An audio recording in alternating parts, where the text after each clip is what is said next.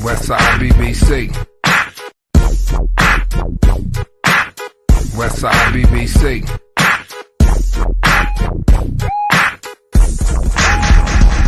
I take a look at myself, I likes what I'm seeing. I'm far from conceited, just a fly human being. I dress, talk, and smell as if I want the world. Learn to steal and that's real once it attracts the girls. My sunshine for time, margarita twisted with lime. Half baked in these DC streets, and if you can't stand the heat, ain't got to tell you about the kitchen. Sin City living, how you twigging and itching. Stealing for a living, cause the city, the fragrance is a hell of a stench. The city raised the Grinch, taught him how to steal, land both sides of the fence. Gave him a gun and told the rabbit to have fun, not just counties, boundaries, mountains, time zones, 41 states, cripped in, 15 cripped in, and look at me mama, I'm still dipping, rest till I die, nigga try me, fuck a IV, they got 48 hours to find me, burn the whole crime scene, and all they know is he smoke good greens, and live by all means, with the heart of the whole team, you think it's easy to flip from sugar to shit, smoke up the scene and burn rubber and weed with it, designed for the 3 and the G in it, east side, you see the West LV represent explicit, and if y'all think I came to talk pimp shit, bitch, you got me twisted. It's 3-A-N-G-S-T-A period, and I just look like this. I tell them I just look like this. And Lord knows I ain't never been a punk about shit. I live the G-code where most of y'all niggas just talked it. Kicked in doors and pimped hoes, where the G's at, cause this ain't the Lancey Street. Please believe that. Fucking with me, you get P shit, G shit, West Side 3 shit on 1P, bitch. My rock and roll lock and load, and ain't no bluffing. When them niggas talking loud and ain't saying nothing. But I kick the type of shit that can break a bitch. Like a thief, anything I wanna take in it. Out of control, rock and skate with it. Left side, and Lord know I ain't no fake in it. I took my game from the streets and jump states with it. Game remain the same, although the name changed cause they face strange. And if I got the gang bang, I burn rubber and weed and lead this bitch right now, man. From blue rags to tracks with hoes that attract tricks and jack dick, that's how it crack, bitch. Think it's a game, it's a fact, bitch. Fucking with Tone P, I'll get your bitch ass blasted.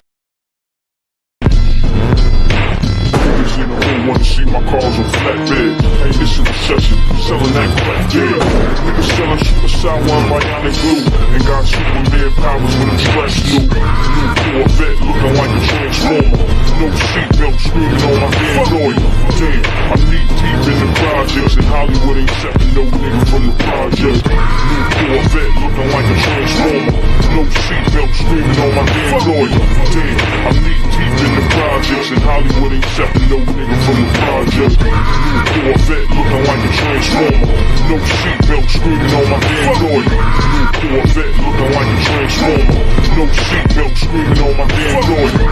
New Corvette looking like a transformer. No seatbelt screaming on my damn lawyer. Damn, I'm knee deep in the projects, and Hollywood ain't accepting no nigga from the project. New Corvette looking like a transformer. No seatbelt screaming on my damn lawyer. Damn, I'm knee deep in the projects, and Hollywood ain't accepting no nigga from the project. New Corvette looking like a transformer. No seatbelt screaming on my damn lawyer. Damn, I'm knee deep in the projects, and Hollywood ain't accepting no nigga from the project.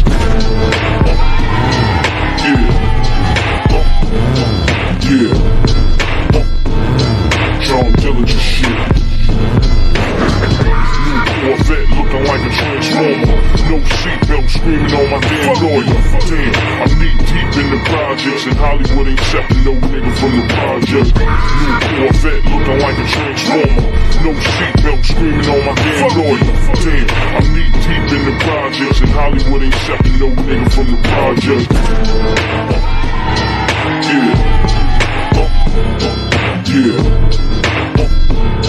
John Dillinger shit. Niggas in the hood wanna see my cars on flatbed. Hey, this is recession, selling that crack, yeah. Niggas selling super sour and bionic glue, and got Superman powers when I'm stressed new. New Corvette looking like a transformer. No seatbelt screaming on my damn lawyer. Damn, I'm knee deep in the projects, and Hollywood ain't accepting no nigga.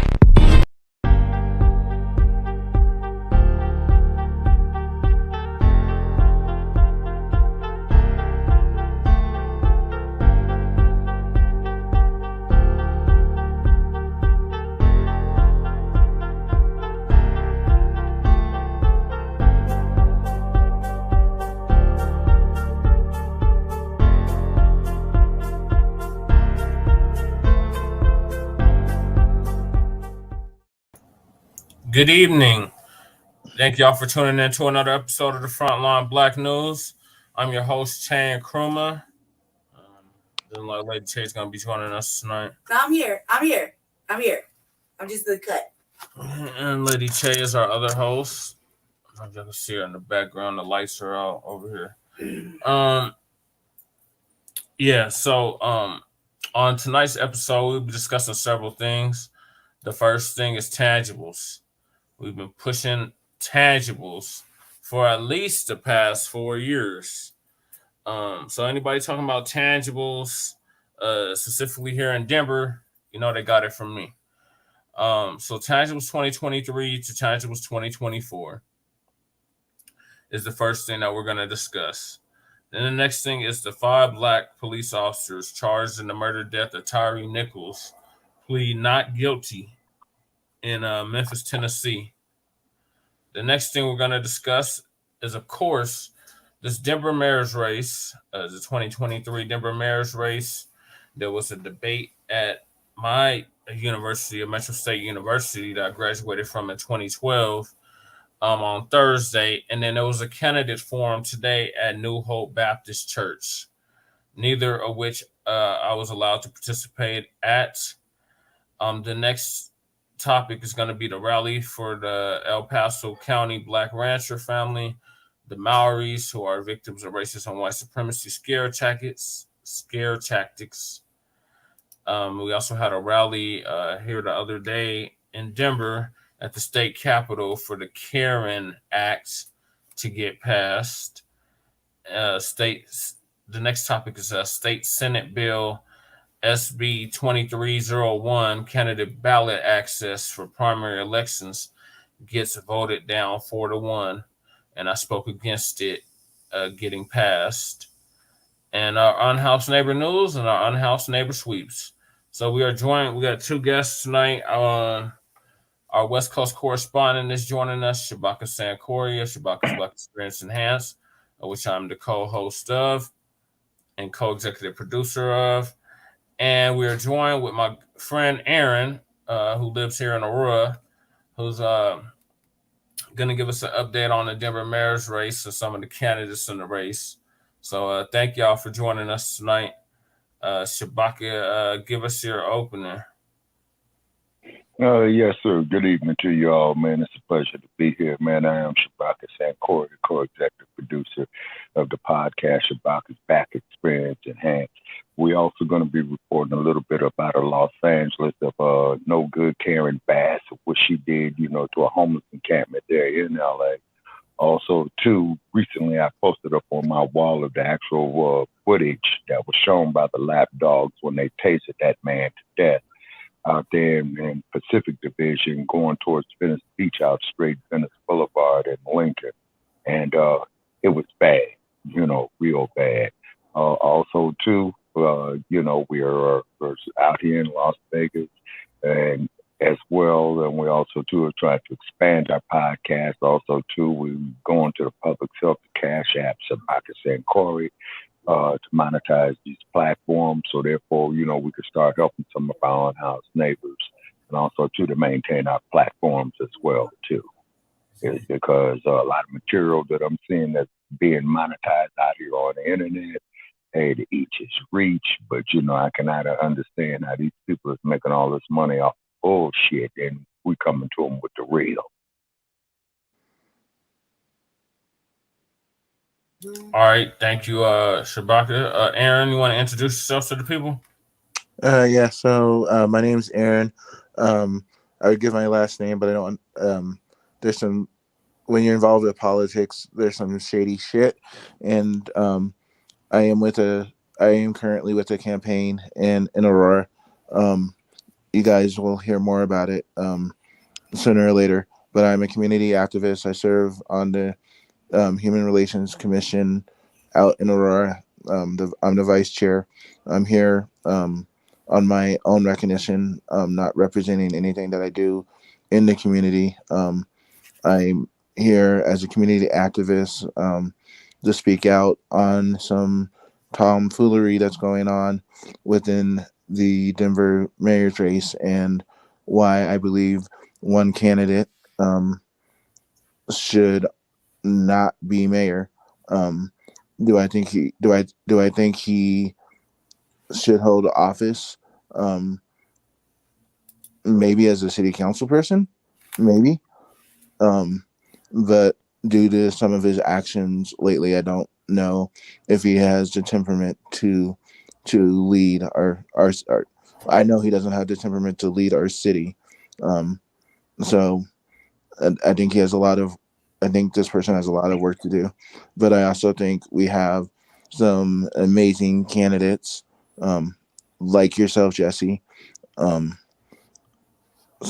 But yeah, that's why I'm here, because I'm tired of the tomfoolery of this certain candidate, and he wants to try and discredit me, but I've worked too hard to get to where I am, and I'm learning that my voice carries. So hopefully people hear this and actually do some investigating. Right on. Thanks for joining us. Yes, sir. Absolutely. Yeah, we're gonna continue to crumb bum on these fakest frauds and phonies. Oh, yes, sir. So I'm gonna get us started with the tangibles, unless Lady Che got something to add, because I just added her. No. Hey, Lady Che, how you doing? All right, Bush. Okay. Thank you for asking. I'm all right. All right, so this is the year and the decade of tangibles, where the demand is something tangible for a vote. So any politician that is seeking your vote, including myself, because I officially filed to run for mayor of Denver as of last year in April 4th, exactly a year away from the election in 2023, and including myself, any politician that is seeking your vote, Black family, demands something tangible for your vote. Stop just giving your vote away. Stop just voting just to be voting. Vote because you have an agenda and a cause. And that agenda is the Black agenda. Yes, sir. And that cause is reparations. Yes, sir. $100 trillion for past, present, and Ain't future. not a dime left. This United States government, this corporation continues to put our people through in 2023. So Yep. I'm going to give everybody a refresher course on where we came up with the tangibles that are all of a sudden being mentioned in these political debates. So back in 2020, brother by the name of Tyre Nichols came out with the hashtag tangibles 2020. And since it was the presidential elections back then, now our next presidential elections in 2024. So we're going to change 2020 to 2024. But everything else remains the same. The only thing that's changed is the year. So okay, the 2024 presidential elections are coming up.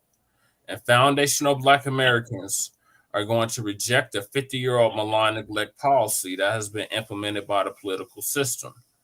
This malign neglect policy mandates that Black Americans should be ignored and only mentioned in vague and non-specific terms. Lumping foundational Black Americans into groups with minorities, immigrants, people of color, etc., has only hindered the progress of Black Americans as a group. Oh, I'm sorry, it's not even sharing. My apologies, Black family. Let me put the screen share on. So what I'm reading from. Can y'all see that? Yeah. Yeah, hold on. Let me get some eyes on right here. Okay. All right. In this election cycle, Black Americans are going to insist that our needs are specifically met by politicians who are seeking our vote. Foundational Black Americans want tangible benefits, specifically for us. We do not want trickle-down secondary benefits that are provided for every group. Every group has not been systematically marginalized and disenfranchised in every area of society as foundational Black Americans. So we refuse to be lumped in with groups who often assist in the exploitation and disenfranchisement of Black Americans. So politicians must offer tangibles, specifically the foundational Black Americans, or we simply will not vote for them. Be sure to spread this message far and wide on social media using the hashtag Tangibles2020 And now since it's 2023, it's tangibles 2023. And next year, when we have the next presidential election, it will be tangibles 2024. So, Black family, we've been doing exactly that. We've been spreading this hashtag far and wide. So much so that candidates, specifically one candidate in particular, has been stealing our talking points, talking about tangible change. I wonder where he got that from, because Lady Che nicknamed me Mr. Black Denver Tangibles. So I'm the only one out of anybody in this race that's been talking about tangibles since before I even started running for mayor. And I was the first to announce that I was going to run for mayor back in 2019. So I'm not a Johnny come lately. I've been here. I've been doing this. And now it's just really shameful to see that these damn politicians, because they're not public servants, they're politicians, are stealing my talking points, stealing Team Paris's talking points. So what are your thoughts on tangibles 2023, tangibles 2024? West Coast correspondent Shabaka Sankori. Oh, absolutely. Tangibles, most definitely, man. You know, so we could build up our own infrastructures, man, so we don't have to go into these other groups, being dependent on them or giving them the impression that we are dependent on them. And in addition to the hashtag of Tangibles 2020 now going on to Tangibles 2024, we also created the hashtag Resurrection of the Mental Dead as well, too. So we are most definitely asking people to post there, to definitely use that hashtag, because this is what we are in need of as a people on a collective basis, not only here in the U.S., but throughout the whole diaspora. It's because we've only been out of bondage, man, only 150 years now. And let's make progress, and let's let us not go into 150 years deeper into mental bondage of what you have.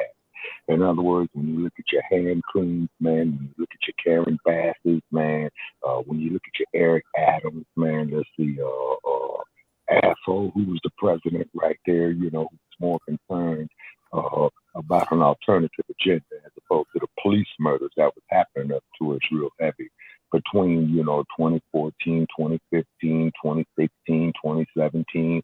And you and I even discussed it too, Brother Jay, on Shabaka's Black Experience Enhanced, man. There's so many of our people being murdered by these race soldiers, man, that we're losing count. You know what I'm saying? Yeah. Sandra Bland, Breonna Taylor, you know what I'm saying? Little Tamir Rice, you know what I mean?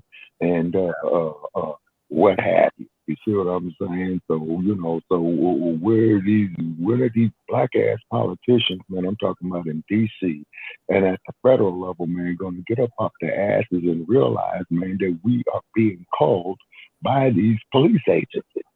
You see what I'm saying? You know, with them dudes with that thin blue line crap, you know what I'm saying? It's kind of like they're getting some type of clandestine orders and some type of secret code situation that they got going on. You know what I'm saying? Hey, well, you know, let's go kill these NGRs. And then also, too, man, look what they did to James Byrd. It's because it was up on my wall today that somebody had mentioned that it was coming in close on the anniversary date where Mr. Byrd was dragged for 3 miles behind a pickup truck, you know, by these hillbillies. You see what I'm saying? So, yeah, so, you know, so what the tangible is, man, it's not just because of slavery, but because of the Jim Crowism, man, because of the Dixie Rats, the Ku Klux Klan, the John Birch Society.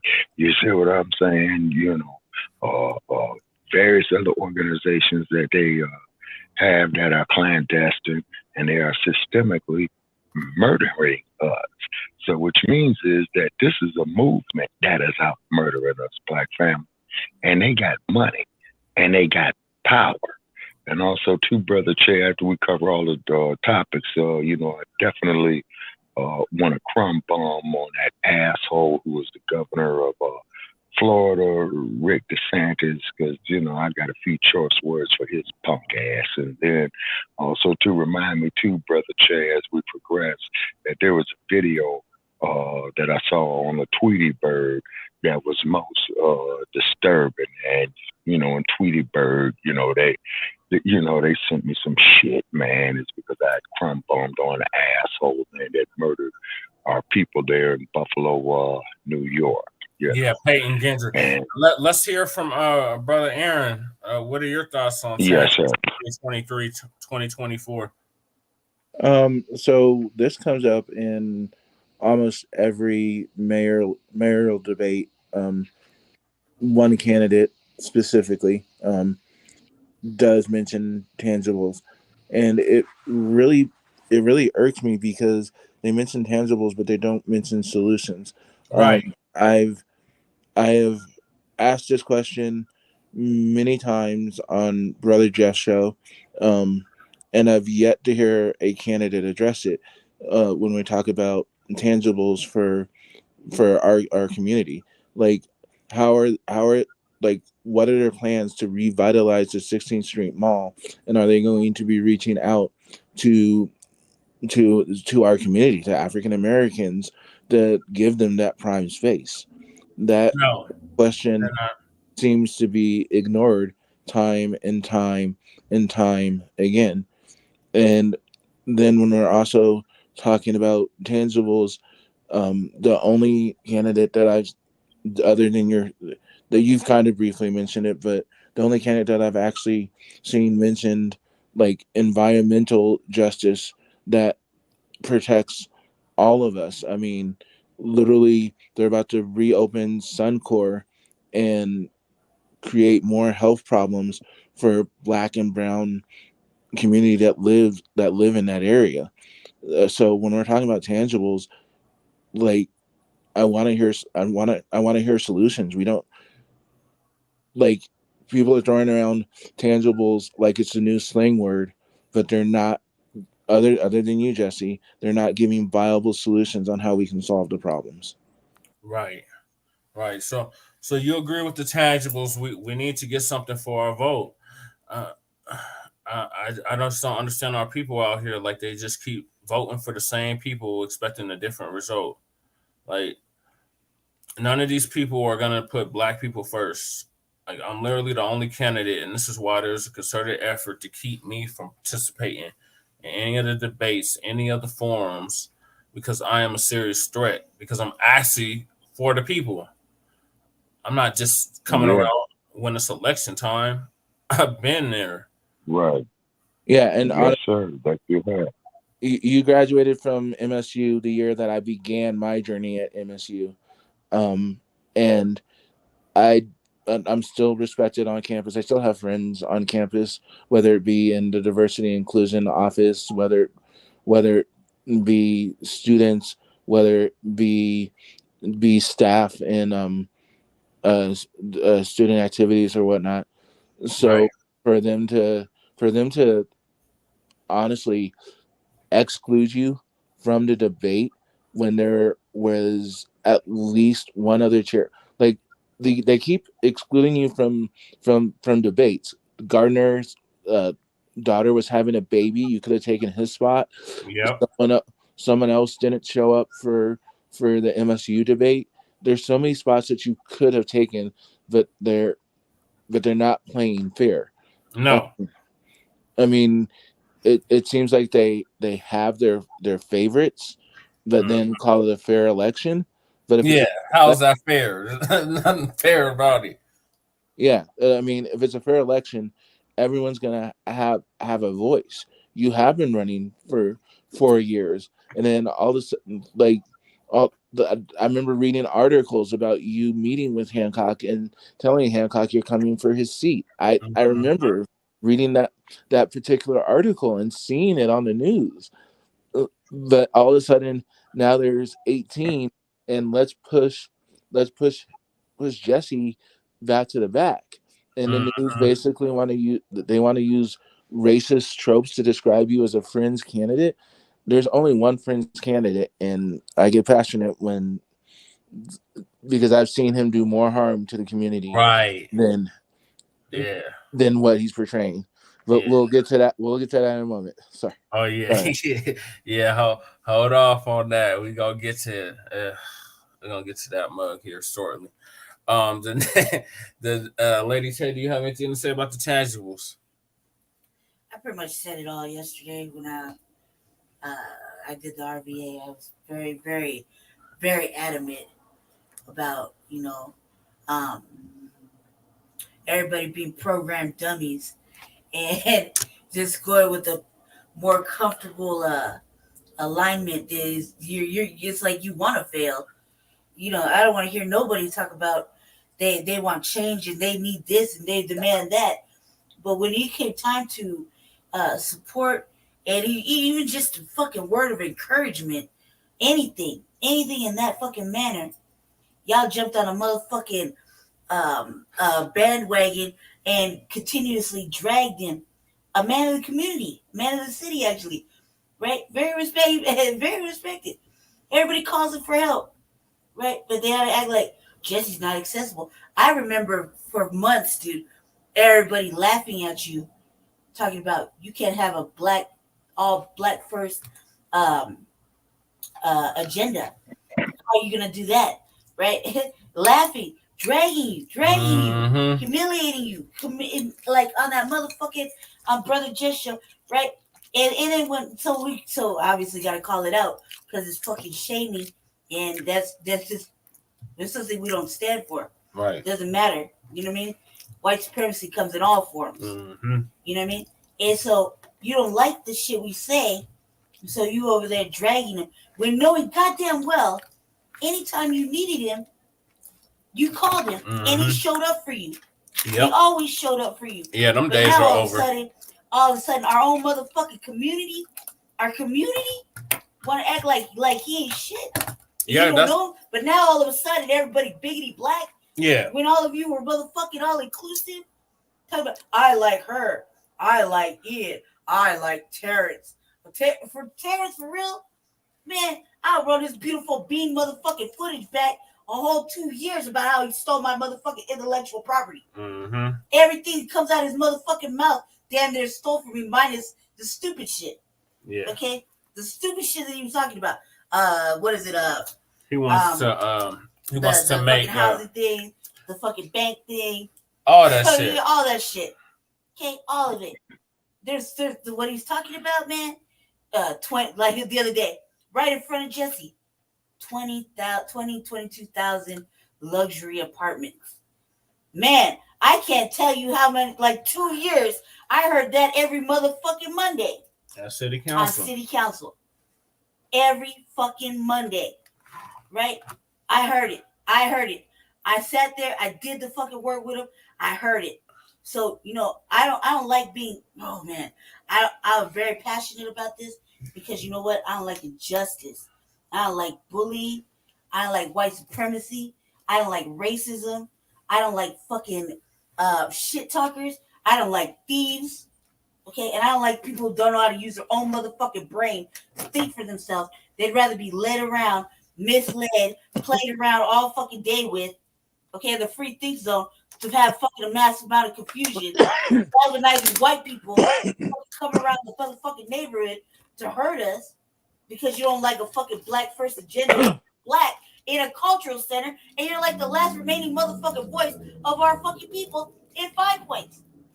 But you're for the money. Everybody's for the money. Everybody's paid for. I remember when there wasn't anybody running in the race except for 4 fucking people, right? And all of a sudden, let the motherfucking magic maker say, "I think we need women up in here. I think we need the white man up in here." And what happens? Yeah. Everybody in their motherfucking mama jumps in. Because initially it was just Marcus Giovanni. Yeah, that's a hot boy statement. Ken Simpson and myself. And then all of a sudden, fucking Terrence jumps in, then Ian, then all the women. I remember Jesse sitting up there reading what I wrote. Yep. And then all of a sudden everybody's talking about it. Yeah, because I was the first one. I was the first mayoral candidate on Brother Jeff's show. Mad about it. I don't care. I think all you fuck niggas owe me money. You steal my motherfucking work in the street. Okay? Just remember, I'm a degenerate. I don't matter. In the motherfucking street. I'm the only person with all more lived experience than half the motherfuckers running up there. Mm-hmm. None of you motherfuckers got any lived experience. Right. And once you start running that motherfucking debate, I will debunk everybody and their bullshit. Me personally. Mm-hmm. You're lucky it's not me running. But that's okay. I love shaming the motherfucking devil. How dare any of you motherfuckers shame him when you know goddamn well every motherfucking Monday for the last God knows how many years, even when it was him and his pops, was at city council. Yep. Why should he have to run for a city council seat? They might as well just open up a fucking computer. Right. He's been there every fucking Monday. He does all the talking points on Monday. Not to mention, he's watching fucking city council all motherfucking week. Mm-hmm. Doing civic shit that you motherfuckers don't even give him credit for. But you want to act like he wasn't there. Mm-hmm. Right? He wasn't there. He didn't help contribute. He didn't help do this. He didn't help do that. You know what? You know who witnessed the shit? Me. Mm-hmm. I was in the cut. Fucking either warming up motherfucking pizza rolls, fucking listening to the back, mobbing around, fucking making scenes, but quietly. I know who was fucking there and who wasn't there. I know who said what and who did it. Okay? I know who participated in a lot of these motherfucking things that they gotta run off with, all hot boy and shit. I did this and I did that. Man, shut the fuck up, man. And all you motherfuckers playing with these little saucy little violin fucking sob stories. Yeah, I never lived that motherfucking life. Right. Never. Lisa, Kelly. How about this? Come on, cuz. Fucking Stop Terrence. the cat. I'm a gun victim. No. Oh my God. For real, Terrence? I'm surprised you were in Park Hill today. He wasn't at Park You were on Hill. the core, the cusp. The cusp of Park Hill. He can't even set foot in Okay, the the neighborhood he claimed he's from. The cusp, okay? I'm surprised your fucking weird ass was there. Real shit. How you have fucking sponsorship from your own motherfucking camp? Because that don't even count. They will fucking give a review on your fucking shady ass motherfucking flick. For real, that's not even a real review. Mm-mm. It's not a review from an actual person. It's a review from a motherfucker that reps you for no motherfucking reason, knowing that you ain't got no motherfucking brain of your own. Nope. Because I watched you in the motherfucking task force Yep, write my notes. motherfucking points down. Taking you notes. Can't think for yourself. Is that right? Fucking bullshit. Yeah. I'll run Right. it. Oh, man. Documented because all those meetings are recorded. It's Oh, all man, this I'm is, sorry. I'm so Okay. loud. all I this is apologize. documented. I'm so mad. We got receipts and All right. invoices. Don't ask for They just need to tangibles. hit the Now goddamn you really cash are app. ready for it. And when you had Yes, sir.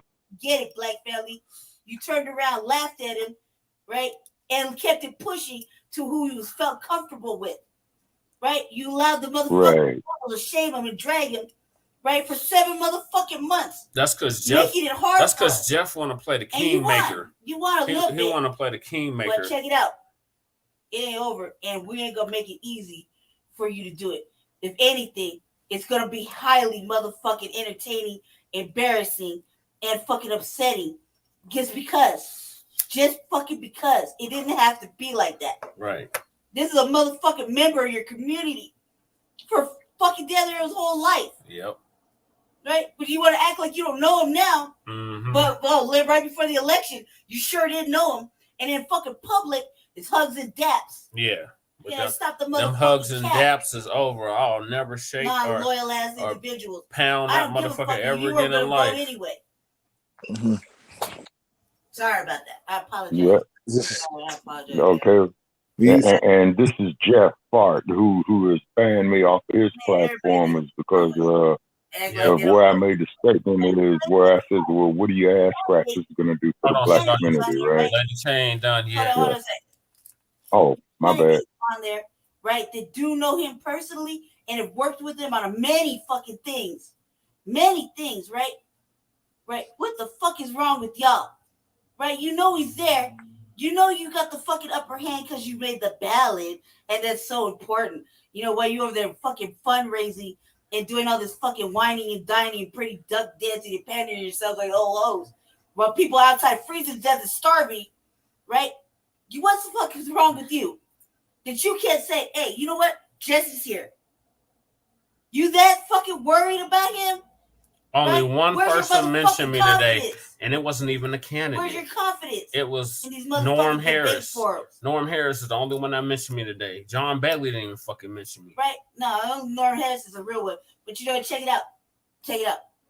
What the fuck is wrong with y'all? Y'all that fucking scared to share the fucking stage with him? Mm-hmm. Huh? That's He's exactly just a what it write-in, was. remember? Because the first candidate forum He's not debate, important. whatever they want to call it, it was a Right. debate. Because He's I just let a them write-in. mugs have it. But I you won that worried? debate.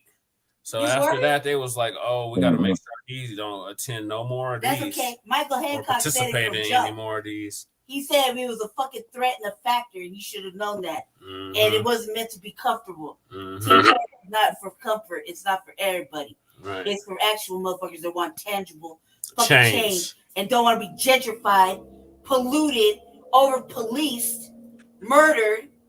God, man, man, they want an actual job. Gotta fucking live on the streets. Gotta be criminalized and their shit thrown away when it's really your shit that you threw away. Mm-hmm. Oh, motherfucking wasteful ass fucking apartment livers. But you got motherfuckers like Thomas Wolfe that want to condemn the unhoused and force them in the fucking shelters. Bruh. Man, wow. Tune in 3 motherfucking debates. What the fuck? How does fucking that's a human rights violation about your fucking traitorism? They funded your shit, right? Yep. Oh, motherfucking hypocritical ass.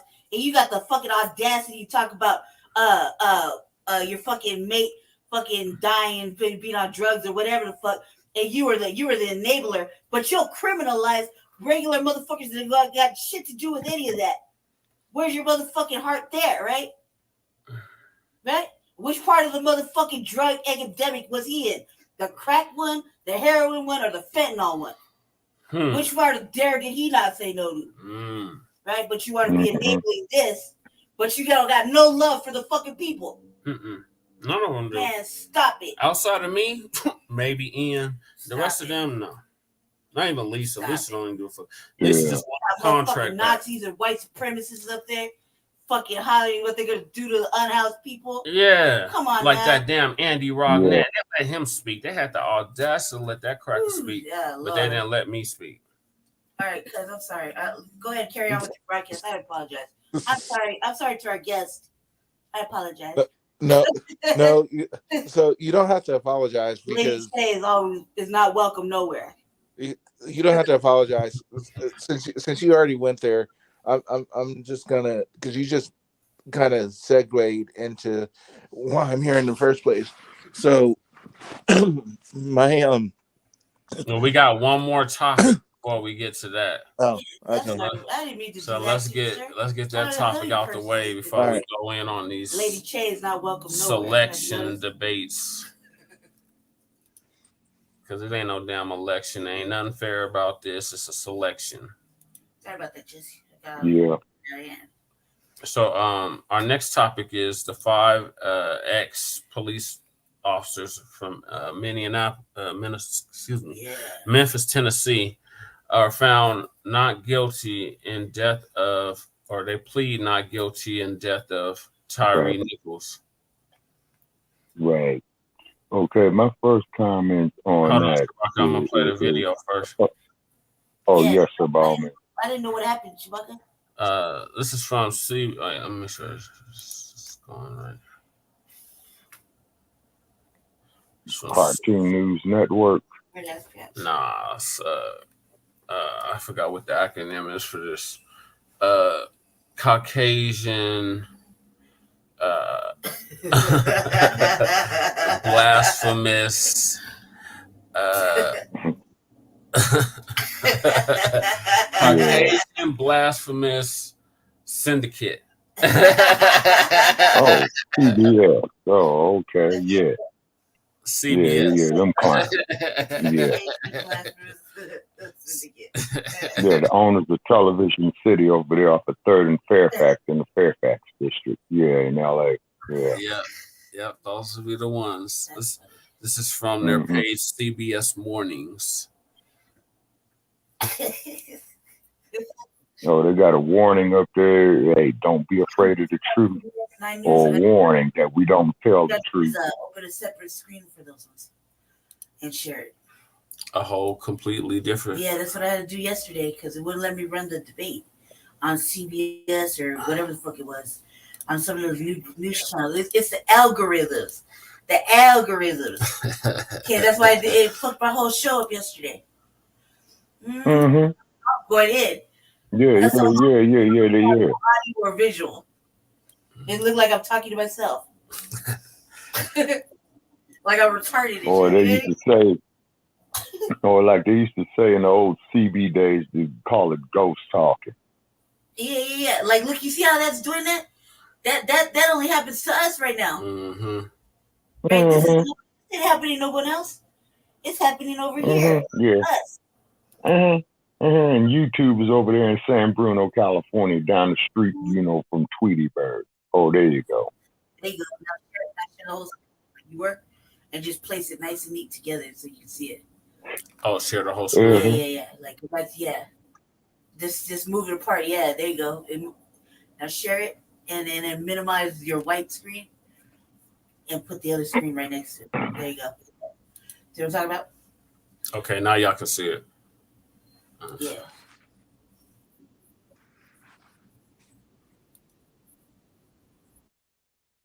There you go. Okay, need some volume.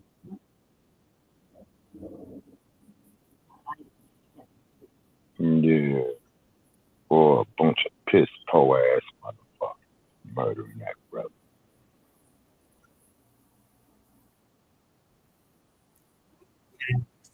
Coon ass lawyer. Oh. No, you know what it's showing though.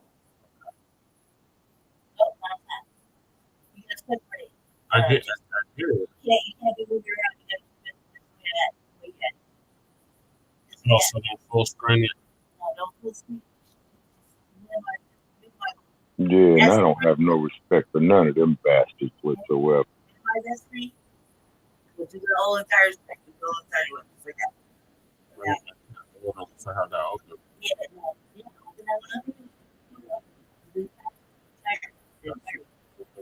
Okay, what happened to our guest?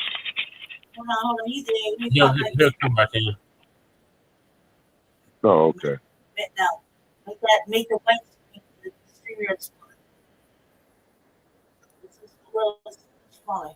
There you go.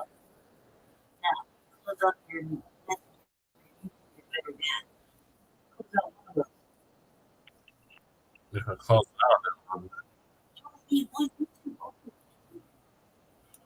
oh, okay. But I got the string out on there.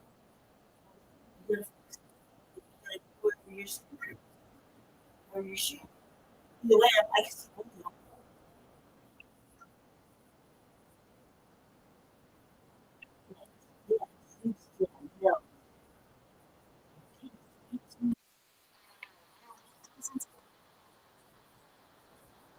It's not even what you watch you that. My little take. I'm not gonna let anything stop me.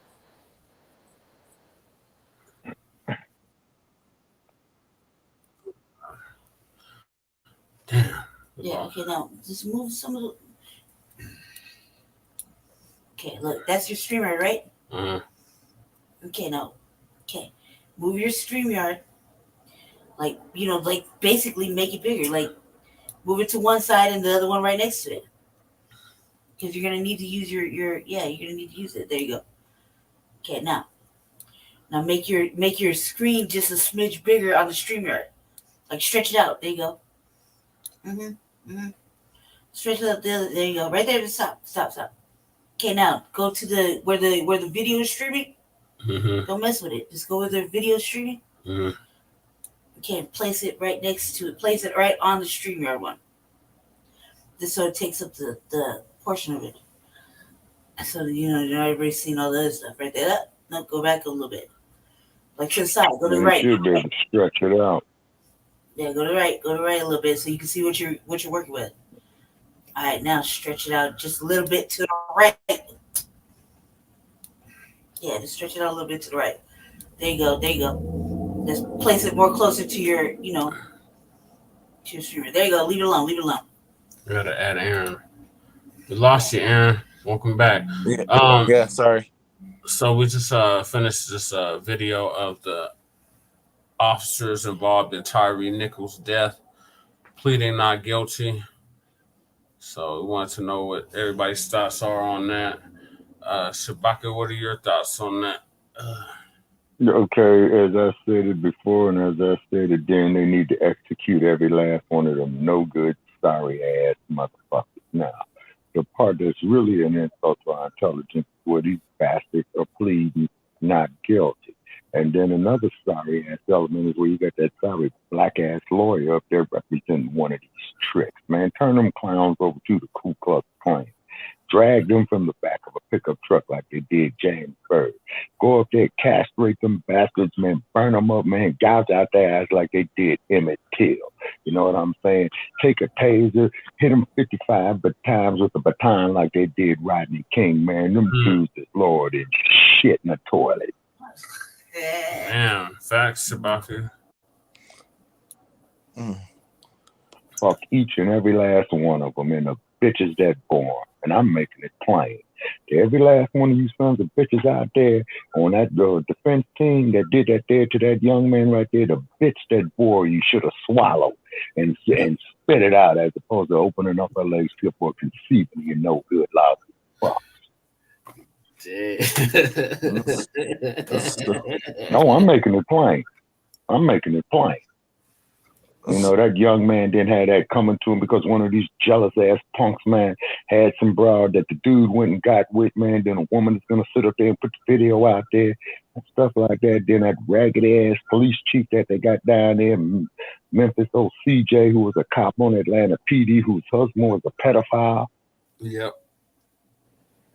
Mm-hmm. Yeah, he was a pedophile. And she didn't do nothing about it. She didn't leave him. Didn't do nothing about it. Out.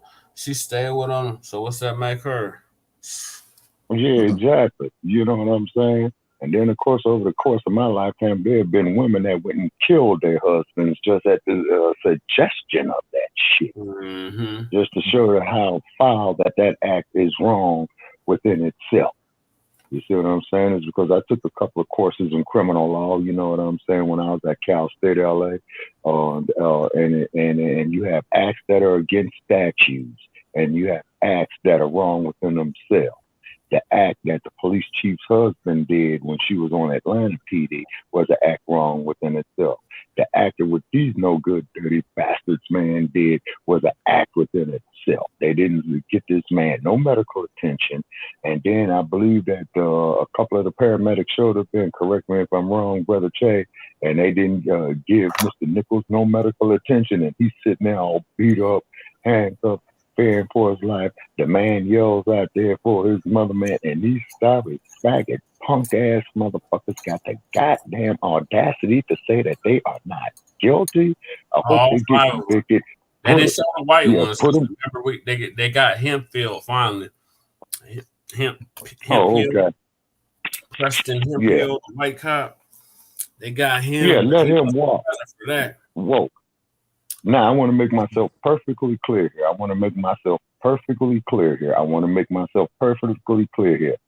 Let the white cop walk. Make an example out of these bastards because it was a brother. Because the white cop only did what was to be expected. Just like when they tased that man on the wheelchair. In the Pacific Division in Los Angeles. That was horrible. Shabaka had him get out his wheelchair, fearing for his life, and they just killed him. He paralyzed. Oh yeah, that shit was in Paramount. Yes, sir. Now that was one in Paramount, California. But I'm talking about before that case, there was another case that the LAPD just released their version of it, of the video after they doctored it, of course. You know what I'm saying? You know, I heard a candidate say some stupid shit like, we need to have the police themselves so they can say they did nothing wrong. No, man. Whoa. Hold on, people. I think it was Ortega or something. Hold on, people. One of them stupid motherfuckers that said that shit. I was like, hold on, people. That's why every major metropolitan police department is supposed to have something called internal affairs. So with all these police killings going on, goes to show that internal affairs is not doing their job. You see what I'm saying? The only thing what the internal affairs is doing is going to support whatever lie that they have. Plus, when you go to internal affairs, and make a complaint against a police officer, it's going to be internal affairs letting them know your name and address. See? I can't see it. Yeah, and Oakland PD was famous for that one. Yeah, because Oakland PD had a crew called the Rioters. You know? Yeah, the crew the Oakland PD had, man, you know, you go see internal affairs on them, it's the Rioters coming to see you, who are Oakland police officers. And then Enhanced, you know, their charges against them, because that young man was one of our own. And all you Gottliebs and Tucker Carlsons and Jenny Pearls out there, well, it's not racist time. It's because the officers are black. No, it is institutionalized racism. It's because we know how the police department came into existence in the first place. Okay, they enforce policy. That's why it is called the police. They enforce policy. Right. And you got motherfuckers in this race talking about the policy ain't being enforced. Are you serious? And they want the policy that they want to put more officers on the force. Talking about we got a shortage of officers, and we need to recruit. And then just like I was in Denver, Colorado, when they murdered Paul Childs. Mm-hmm. That was my childhood friend, Paul Childs. I went to school with him. I went to Smith. It was either Smith or Howlett I went to him with. Wow, man, my condolences to you, man. You know what I'm saying? And then what had happened was I was out in Denver working, and I saw this woman wearing a shirt that said Paul Childs on him. So she came up and, you know, she patronized what we were doing. And I said, oh, did you, I said, you went to the protest for Paul Childs? She said, well, of course, that was my son. And I said, ma'am, I'm so deeply apologize to be disturbing you in a time of your grief with this bullshit. And she says, no, you know, I'm gonna see what you got going on. You know what I'm saying? And so I will always respect her for that, you know, and particularly in her time of grief of having her son murdered by the police, you know, just like how these fucks right here, you know, had murdered that black man right there. Oh, well, we're pleading not guilty. Man, the bitches that bore you bastards should have swallowed every goddamn one of you. I said it on the podcast, and I'm saying it right here again. Especially that damn Demetrius. Demetrius Haley. Oh, yes, sir. Yes. He had to call Black Audacity to take pictures of him and send them like 5 people after the fact. Yes, sir. And then to find out that it was his wife that went after Tyre Nichols. Okay? So this is something personal. Yeah, it was his wife. That's why he did that. That explains everything. It was his ex-wife. I heard it was his ex-wife. Yeah. Okay, but the point is what I'm getting at. This is a dude, man, his ex-wife. Yes, his wife puts him down. He can't take all that. Plus, it was premeditated. The crime of passion. Plus, those other 4 assholes with them. Those are co-conspirators to that. Yeah. Because I'm quite sure that when they realize who they're pulling over, I'm sure he wouldn't signal them some type of way or said something to them type of way. Yeah, man, this is this fool I've been looking for all along. And then they're going to beat this man 88 feet from his mother's residence. And what the man does what they were pulling him over for. Exactly. They still haven't explained that.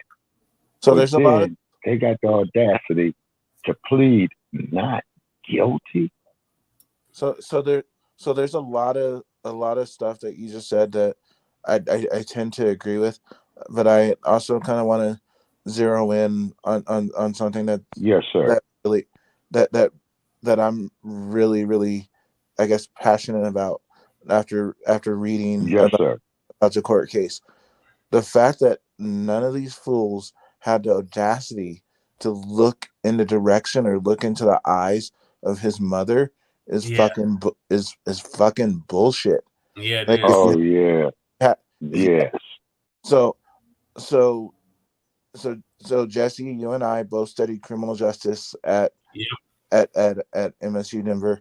Mm-hmm. So we most likely went through Jackson's senior course, Yep. He and was at Regis. He was at the Regis debate. I seen him at the Regis debate. Yep. and we all know how crazy Jackson is. Yeah. I didn't necessarily get along with Jackson because he called me a race baiter because when I was married to my wife was Spanish. But Mm-hmm. that's a whole different story for a whole different.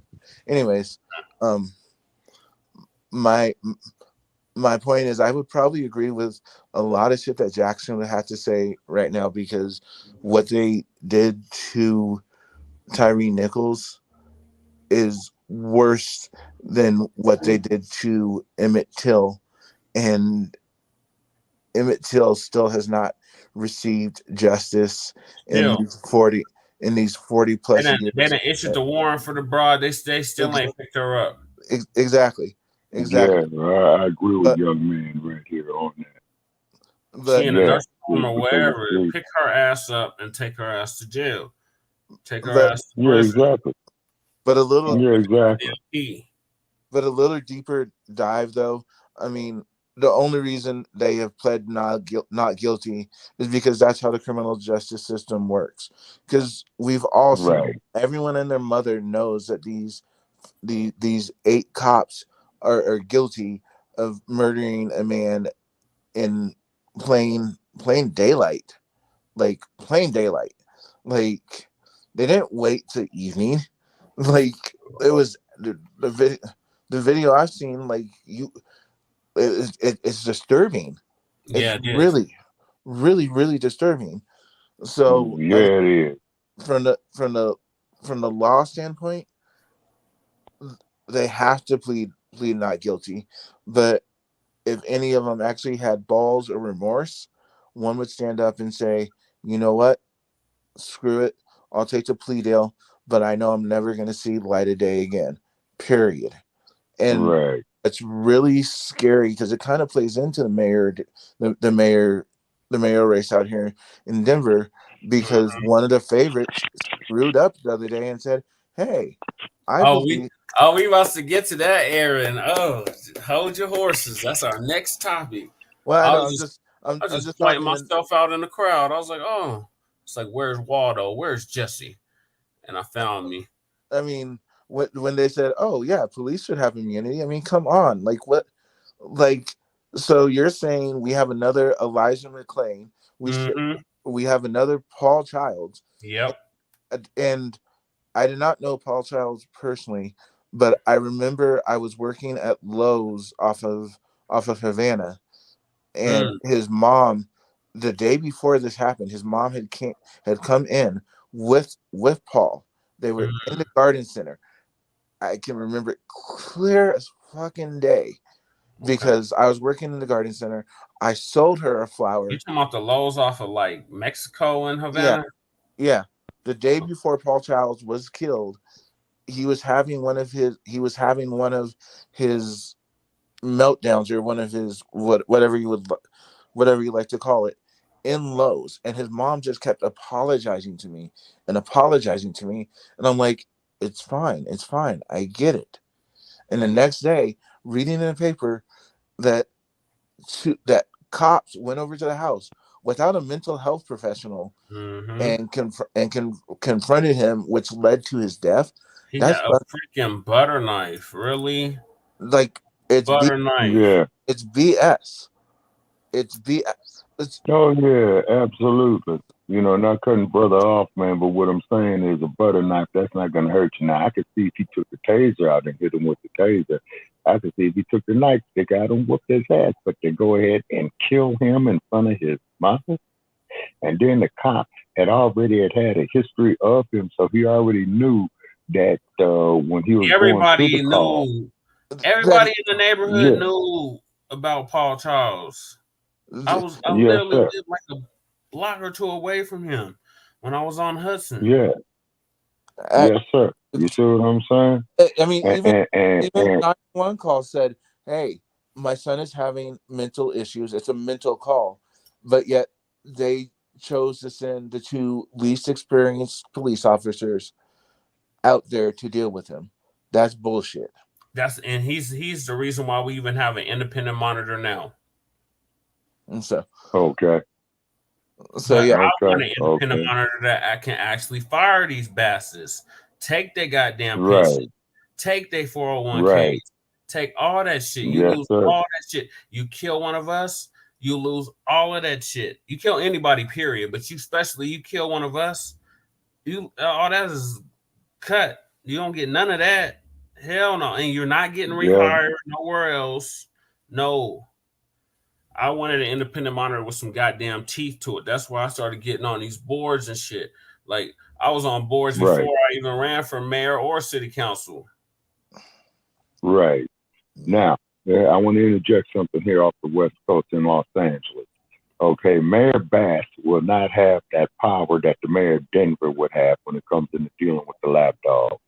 Only thing that she could do is appoint the commissioners who are the police commission, and they will be the ones to make the decision like that, you see. So the only way that you could countermand that in the city of Los Angeles is that you would have to bring those lapdogs up into the federal courts, what they did after the rebellion in 1992 with Paso County Casino and Wynn.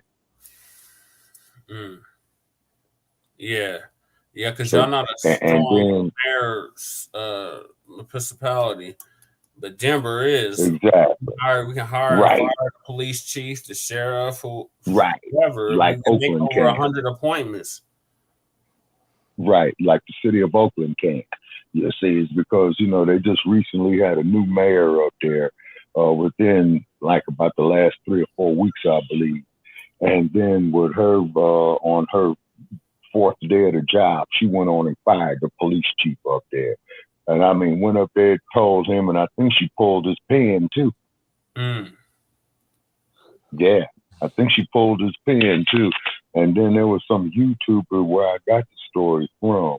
And then the YouTuber had said, well, hey, man, if you like this here, shoot some videos, send them my way. And I commented to him, I said, look, man, I lived in Oakland for quite a few years, man. If you want me to give you what I know about the city of Oakland, you're going to have to pay me, trick. Right. You know what I'm saying? Yeah, straight out, you see. And then keep in mind, with it, Dr. Newton's birthday passing recently, it was the reason or the tactics of the Oakland Police Department of why the Black Panther Party came into existence in the first place. Yep. Because of the fucking... Yes, sir. The brutalization of the fucking police back then. Oh, yes, sir. And Dr. Newton had stated, as he was following the California state law, that there's a, point number 7, immediate end to police brutality and the murder of Black people. And he legally armed the people, with their weapons. And then that's why they passed the Mulford Act in 1968, where in the state of California, which is still the law today, they catch you with a gun in California, man, and if it's loaded, man, you're doing 5 years. That's mandatory.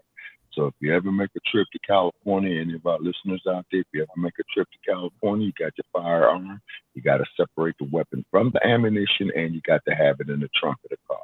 Because if you do not, and if they discover that weapon loaded, they will shoot. 5 years. Yes, sir. Yes, sir. And the LAPD will shoot you. Oh, yeah, they shoot first and ask questions later. They just like DPD. Oh, absolutely. DPD, they talk about de-escalation. I don't do no de-escalation. They just add insult to injury at these situations. Oh, yes, sir. Because they shouldn't be there. Like, there's things that I guess they're supposed to do, but that's not what they're supposed to be doing. They're supposed to be actually protecting and serving people, not terrorizing, disturbing, and killing them. Exactly. But as we all know on this platform, just like we know Shabaka's Black Experience Enhanced, just like the majority of us know, the police department, man, those were the slave patrols. Mm-hmm. That was the policy that they enforced. Slave patrols. You see what I'm saying? Mm-hmm. Yes. Yes, sir. You see what I'm saying? But however, though, it's imperative, Mr. Mayor, that you become the mayor there, because I think I know you well enough, man, that if you see any type of that rogue activity, man, you would have no problem going up there, taking his badge, relieving him of his job and having him arrested. That's what they're afraid of, Shabaka. I'm the only one that stood up to defund the police. Nobody else stood up. Exactly. Nobody else raised their hand. Nobody else. No, they were all. I was the only hand, the only one standing. And I want to go beyond defunding them motherfuckers. That's just the tip of the iceberg. I want to abolish them motherfuckers. The fuck are they doing? Yes, sir. Like Melchizedek said on our other program. When's the last time you heard of a black officer shooting a white person? Exactly. And only one case that I know of that happened there in Minneapolis. It was a brother from Somalia who was a police officer. They were answering a domestic abuse call. This white woman that came up, yelling something or whatever. He shot and killed her. His ass is facing 15 to 25. Yeah, that's my wall in Minnesota. Yes, sir. Yes, sir. Same place where they murdered George Floyd. Yes, sir. Yes, sir, indeed. They got similar politics to Colorado. Then I found out recently the same thing here too in Las Vegas. You see? Yeah, you're in Nevada, so you definitely in Klan country. Oh yeah. Most Austin, it was all trumped up. It was nothing but Trump everywhere. And back in 2019, 2020, it was nothing but Trump. Even before that, 2018, 2019, Trump. I said, man, Trump. In this town, we're going to keep on rolling. It's not stopping here. Oh, hell no. This is downtown to the fullest. And it was late. Sir. And then to prove it. And then right after that, we got stranded in the middle of the fucking desert. Oh, man. Ouch. Oh, and here's one for you, Brother Parrish, to prove your point even more. So I was in the Los Angeles Public Library before the 2016 election, man, and this must have been about the tail end, man, of 2015 going into early 2016. And Trump says he wanted to be president. Somebody had the presence of mind at the LA City Public Library, at the main library, right down there off of 5th and Figueroa, okay, which is right across the street. Which is right across the street from the library tower. And they had a picture of Donald Trump in his Adolf Hitler Nazi suit. And I took a picture of it, man, and I put up there the 45th president of the United States.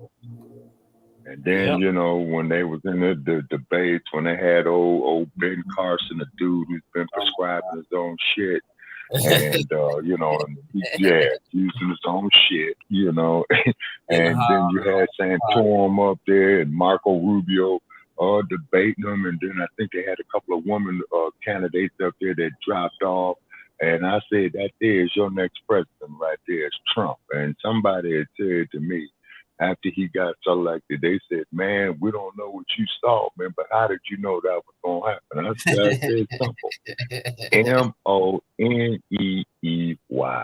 And then to mention the fact, man, that you got that surge and this white supremacy going on. And you and I have discussed this on Shabaka's Black Experience and Hack, Jesse, where, I think either you had pulled the data or I did, what the FBI has said is that they got white supremacists infiltrating. Yeah, that was the FBI. Law enforcement organization. That was the FBI crime report from like 2006. They had a release that like 89% of the police force in America had been infiltrated by the racist white supremacists. Yes, but they didn't say what they were going to do about it. They didn't say, how we're going to curtail this, man. So therefore, they silence. That means that they endorsed it as well, too. Yep. And they endorsed Trump, and that's why he got in. Because Hillary didn't. Exactly. I wasn't voting for Hillary. I voted Green Party that year. I voted for Stein and Amaru Baraka. That's who I voted for. Mm-hmm. Oh, yeah, the author. Yeah. Yeah, I Yeah, met him. formerly, I met him. yeah, he's formerly Leroy Jones. Yeah. Yeah, remember that picture I posted of me and him? Yeah, I met him at the Blair Carwell, the African American Research Library. Shout out to whoever's trying. Oh, okay. But I'm gonna move us on Okay. to our next topic. Yes, sir. We've been waiting on this one. Uh, Mm-hmm. so our next topic, Black family, is the debates for the Denver mayoral election Okay. that's taking place April 4th, 2023. And of course, Yes, sir.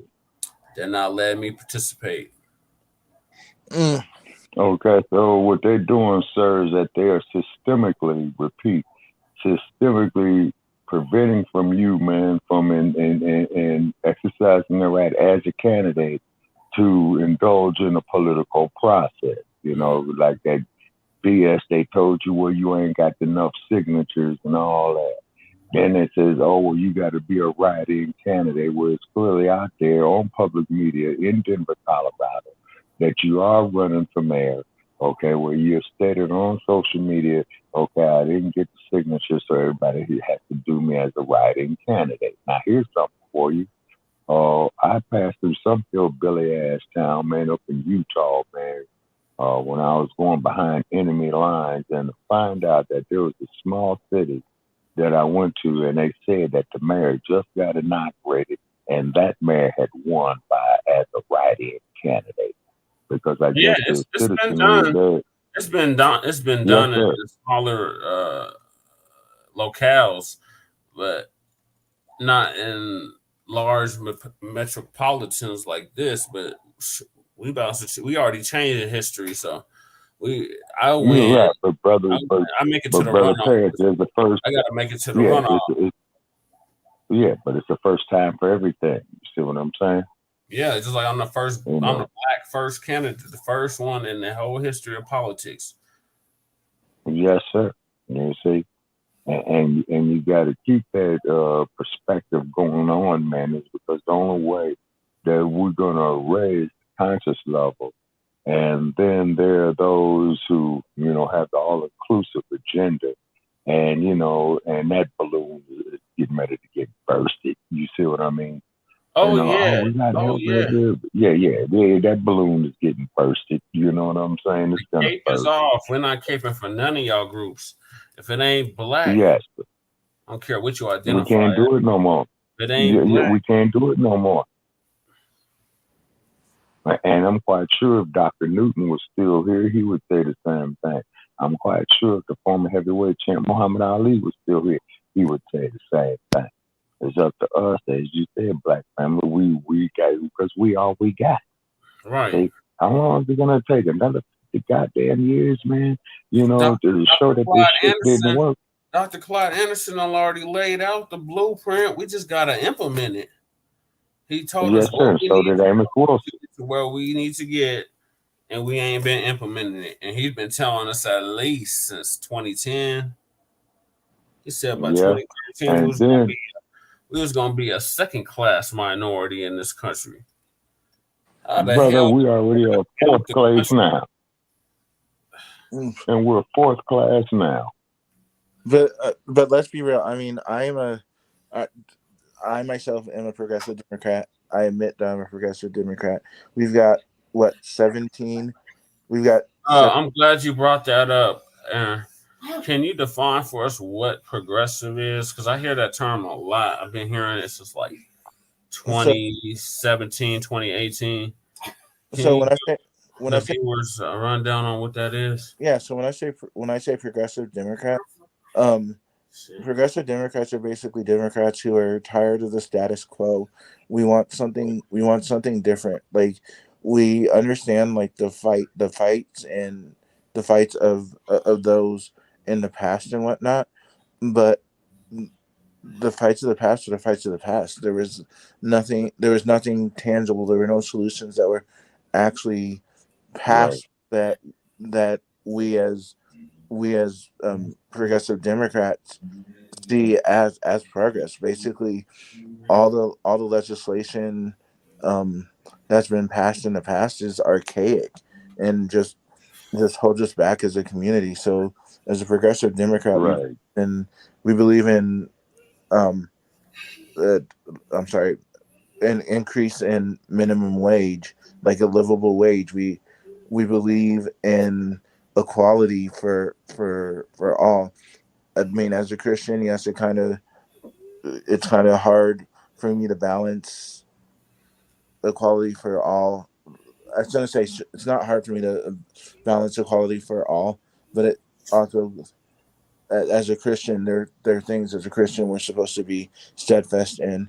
So I don't always agree with everything progressive Democrats are putting through or whatnot. But I mean I do believe in equality for all, because inclusion is inclusion. But when we're talking inclusion, I also do believe that there should be there should be legislation that actually leads to success of all of us. Right. Brown. Okay, now I could see your reasoning on that there very, very much so, brother, and I respect, your faith.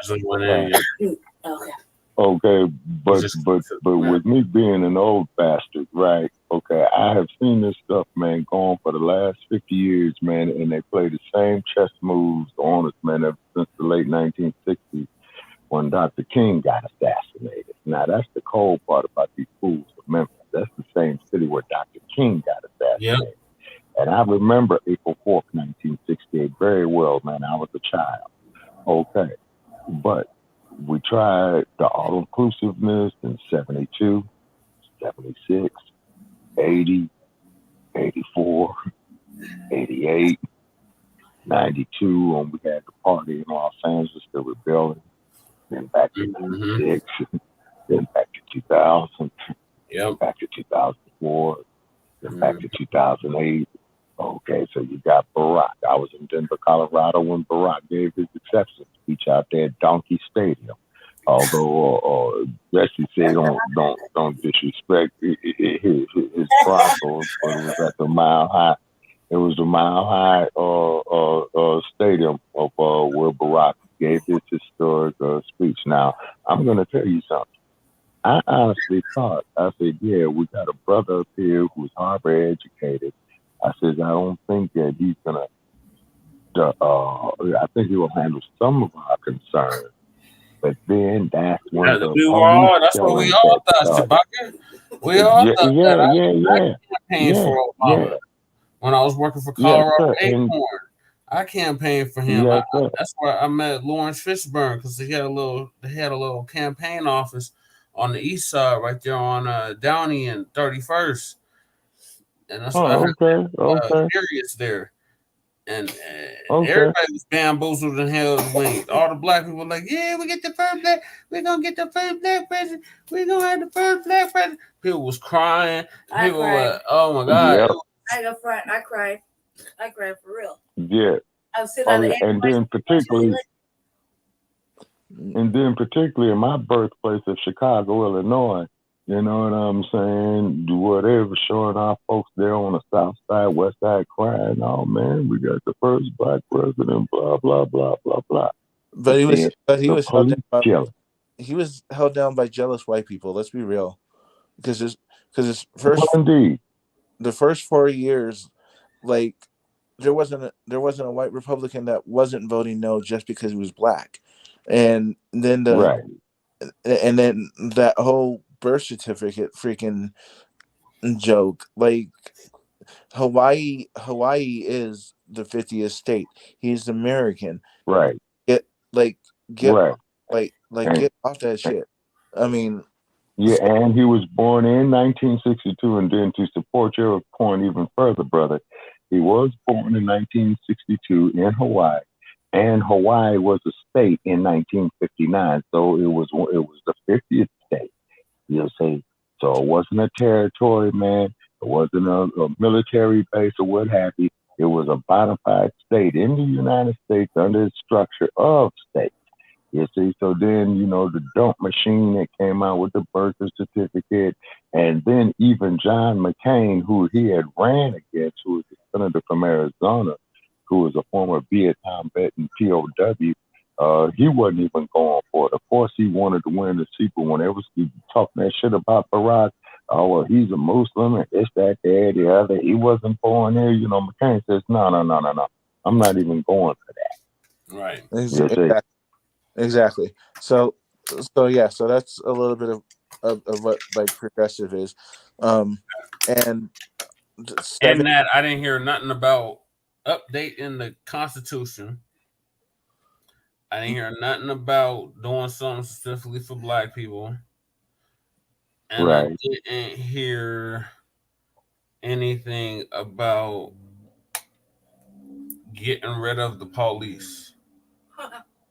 Oh, okay. Well, I'm all in favor of that, man. It's because now they have become a terrorist organization on a collective basis.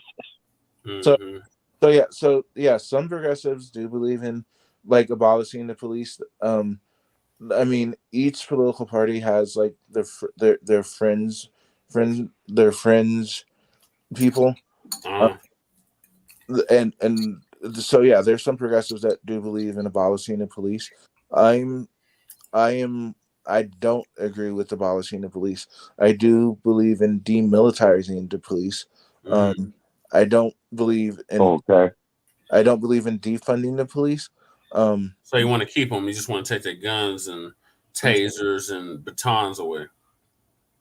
Anything that's going to harm the community, yes. I'd rather. I'll just put it out there.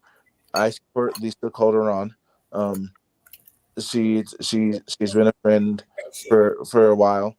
And her campaign theme is reimagining Denver. And I would love to see the police reimagined. Well, we sit on that board. Yeah, we're on the same board. I've been on that board since 2020. Mm-hmm. So, and then keep in mind that I had a run-in with the Denver Police Department myself there when I was up there at the city park exercising constitutional rights, right? Mm-hmm. And, you know, the sergeant came up to me with his goons, and they all had their nightsticks out. And they says, man, we don't damn what you're doing, because I was doing the political work for the election, man. You know, but if we catch you here asking people to do that stuff right there, man, we just going to take your ass to jail. You know what I'm saying? Yeah. And it was the sergeant. And I said, Sarge, you need to really go take the lieutenant's exam for the Los Angeles Police Department, man, and you will do great there. And he said, yeah, man, you just get up out of here. I said, yeah, man, I'm up out of here. So, because all of them had their nightsticks out, you know what I'm saying? And I'm sure they ran a make on me, so certain elements out of my past it came up. Because they did ask me for an ID, and it was from the state of California. You know what I'm saying? And so certain things that came up, you know, and that's why they got semi-aggressive. You see what I mean? You know, And if you out there doing like what you doing, Jesse, or doing like what I used to do, man, you know what I mean? You know, exercising the constitutional rights, and then what do you do when the state itself comes up there and prevent you simply because you're a Black man for exercising its rights? You see what I mean? Yeah. And now, what does this all have to do with these assholes there in Memphis? I'm going to tell you what it has to do with it. Them, those individuals, okay, hold on. We want to get Aaron's thoughts on this marriage race. But Lady Che, go ahead. Throw in. Go ahead, Lady Che. It don't matter how many, if we take all their weapons away or whatever, they've been killing motherfuckers with their bare hands and feet for a while. Good point. So yeah, I'm about to go in all in on this marriage race. So because I'm really passionate about it. Like I said, I do support Lisa Calder. I've got 4 favorites, whatever. And then I have a couple spoilers. And the more that they exclude Jesse from the debates, he becomes honestly my second favorite spoiler. People need to watch out for Antifoya though. Antifoya, Yes. Ant- Boy is getting And it's the aggressive now. truth. And actually did the work. He did the work. he Yeah, did. he's out there. My so before I throw Mr. Oh God. Bus, Don't give him no respect on our platform. He gets no respect here. Wait, I can't- gotta know what we're well, talking about. well, know. first and foremost, he ain't no ex-gang member. I'll get to that in a moment. But Oh God. let me my first meeting with Antifoya, him and his campaign manager Brian Loma, Yeah, I know both of them very well. That's good too. they were trying to get funds at MSU Denver to travel for a climate justice speech. Mm-hmm. Brian Loma screwed the pooch basically because there were supposed to be like three people. There were supposed to be three people presenting, and they screwed Brian. He was the only one presenting. He got nervous, and it was money. It was money coming from student government. So I turned him down. Okay. But the more I hear Brian Loma and Antifoya speak, I go back to that day and I'm like, I should have given him money. I really should have given him money. Yeah. So let's get to Mr. I'm an ex-gang member. Bullshit. So shit biz. He ain't show biz. He's shit biz. Disclaimer real quick. Full of shit. Because if he's gonna because if unapologetically black over here. I keep getting threatened with supposedly defamation lawsuits because I speak my truth. It's a defamation for the truth. So we all got receipts on this motherfucker. All he do is cyber stalk and bully. Then when you see him in person, if you try to approach him in person, get away from me. He start playing he a victim and all that dumb shit. He's told me he gonna have to get he has to get a restraining order against me. We could participate in Park Hill debate. Let's hold on. Let's put it all out there. And this is why he's got an issue with me because I put it out there on social media. So my background's in mental health. I used to work for a residential treatment center off of Hampton and Federal. Okay. The acronym is ACTC. Anyways, I worked my way up from being an intern to a supervisor. When I was a supervisor there were quite a few ex-residents who needed community service. I at that point I knew what I read about Mr. ex-gang member. Not really a gang member. Exactly. Like in Westward. But like I knew about Prodigal Son, his nonprofit. So I would try to send people to Prodigal Son to do their community service. Well, one day one of them came. I remember this very clearly. One of them came back sloshed, so he couldn't go back to his room, and he sat up there and talked to me for hours on end. Within an hour, I'm like, okay, so once you're off hold and you can go out do community service, why don't you check out Prodigal Son? His exact words were, "Fuck no. See, I'm an addict. I'm not going somewhere where I can score drugs easily." Ooh. That's what I'm talking about. And everybody else snitch and working with the police.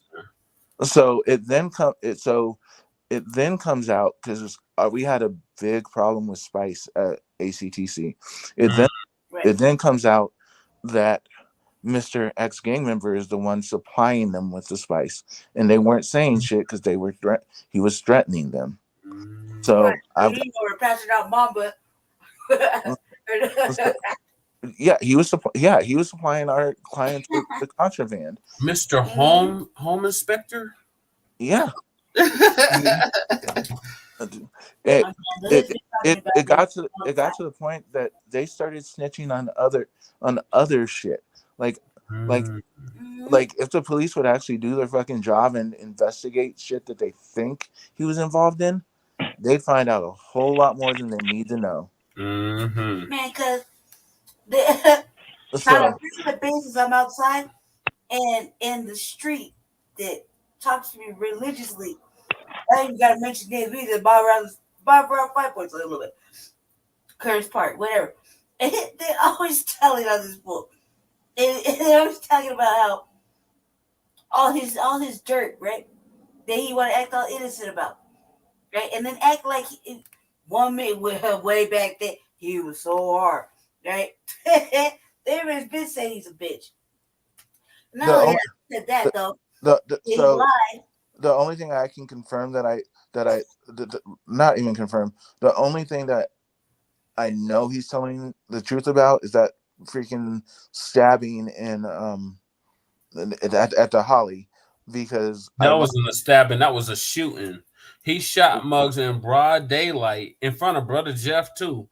He shot Muggs right at the Holly in front of all community members, babies, kids. Don't get me wrong. I'm not. Don't get me wrong. I'm not trying to defend his shady fucking ass. I'm not.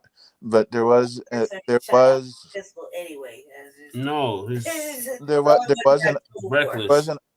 an undercover cop that was in our facility trying to solve something. I don't remember what he was trying to solve, but he was also there at the Holly, and he one night kind of gave me the rundown of what exactly happened, and DPD back in the day was that shady. So I believe it was in protection of himself. I'll give him that. But ever since then, he's still doing shady shit. And then when people call him on it, instead of saying, hey, I recognize this, I own it, he loses his temper and basically has his campaign staff try to threaten people. Well, excuse me, I don't play that shit.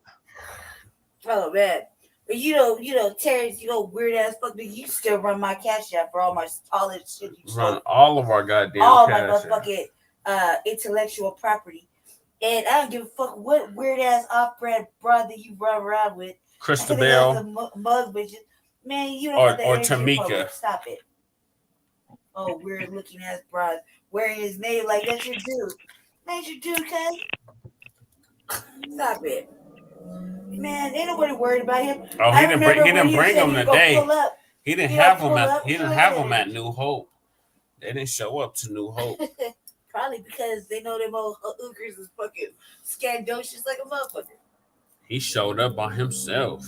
He was in his best behavior. On the cusp. I grew up in this church. Yeah, we know. Well, he knows he's our nemesis for a reason. That's okay though.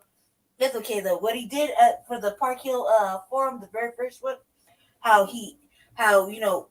look, this is how I feel about it. First of all, Park Hill should never be so afraid of any member living in Park Hill. Right. Okay, especially when we're all around the same age, right?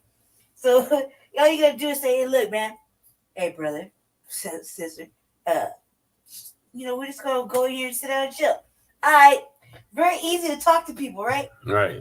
Okay, but how dare anybody crucify us on an open candidate forum, right? An open forum to the public, right? Say that we can't invite actual motherfucking members who actually do work in that area. Right, they have a nonprofit and everything for the youth to stop gang, whatever. But they actually have facility, right? Right across the street from the Horizon. Right? They do the work currently. And they can't go and watch a open candidate forum in their own area, right? And Terrence is that worried about it? Yeah, he was. Right, because we invited them. Hey, look, as far as I'm concerned, you do the work in the community for the community. You should be able to have a say in who's your mayor, regardless of who it is. Right. Right? But instead, what do? They called Jesse. You can't come to the forum. We don't want you to come. Terrence feels threatened. Well, let's Yeah. let's What happened? What I tell Jesse? Yeah, we had invited a bunch of bloods I to said, the. yeah. hold on. Come on now. What- First of all, nobody cares. Everybody's our age. They're grown. Well, let's throw the bathwater on that. Like, if he's an ex-gang member, why is he that worried about it? Right. Right. Exactly. Yeah, exactly. Exactly. Exactly. Why would you Yeah, go ahead and precisely. somebody some crazy shit like that? Which really he attacked Jesse for no motherfucking reason. It was me that was going in on Terrence the whole time. It was me talking shit to Terrence. Then he took it out on Jesse, right? He took it out on Jesse, right?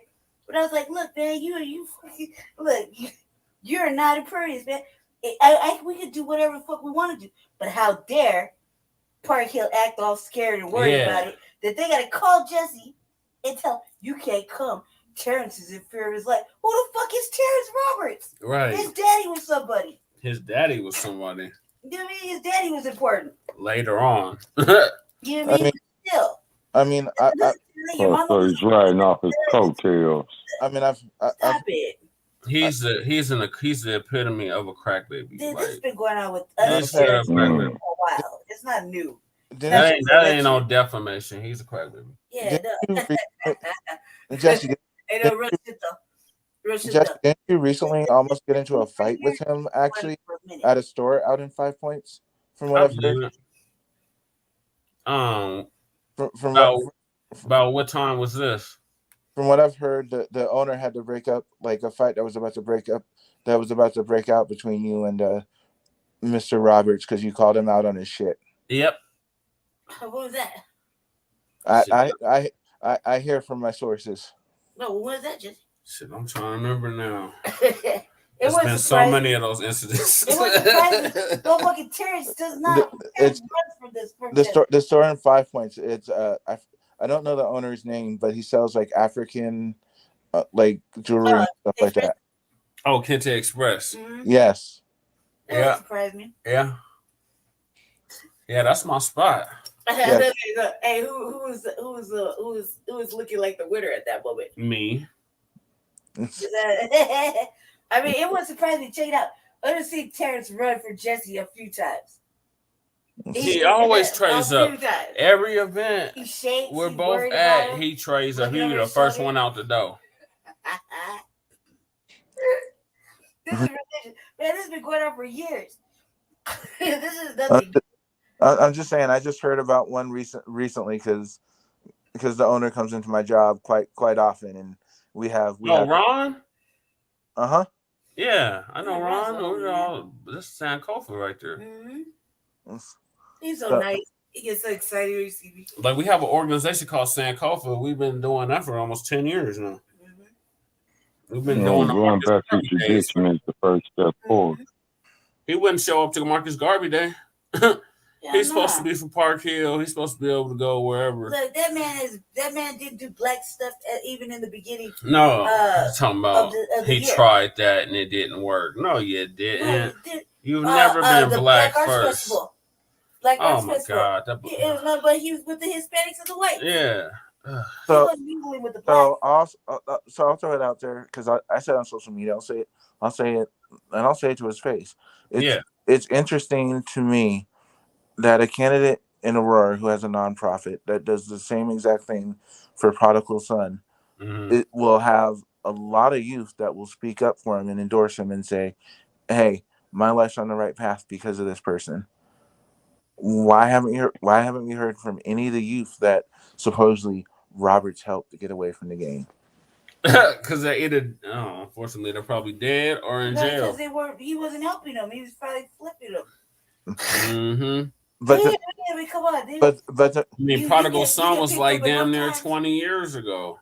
But the media is kissing his ass rather than giving him the freaking hard questions. Like I'm tired of all these guys' ass. Yeah, they're kissing Julian Rubenstein's ass. Yeah, that's what that's about. That's his handler. Like I'm tired of watching all these softball questions about, oh, what are you gonna do about the unhoused? I mean, as much none of the candidates which accepts, I will give you credit where credit's due, Jesse. None of these candidates have actually given a viable solution that would actually non-criminalize our unhoused neighbors. Right. None of them have. The media would rather basically try to butter up who they think their favorite. Mm-hmm. So we lost to play on this stupid ass video. Go ahead, Lady Che. Here's the truth of that, right?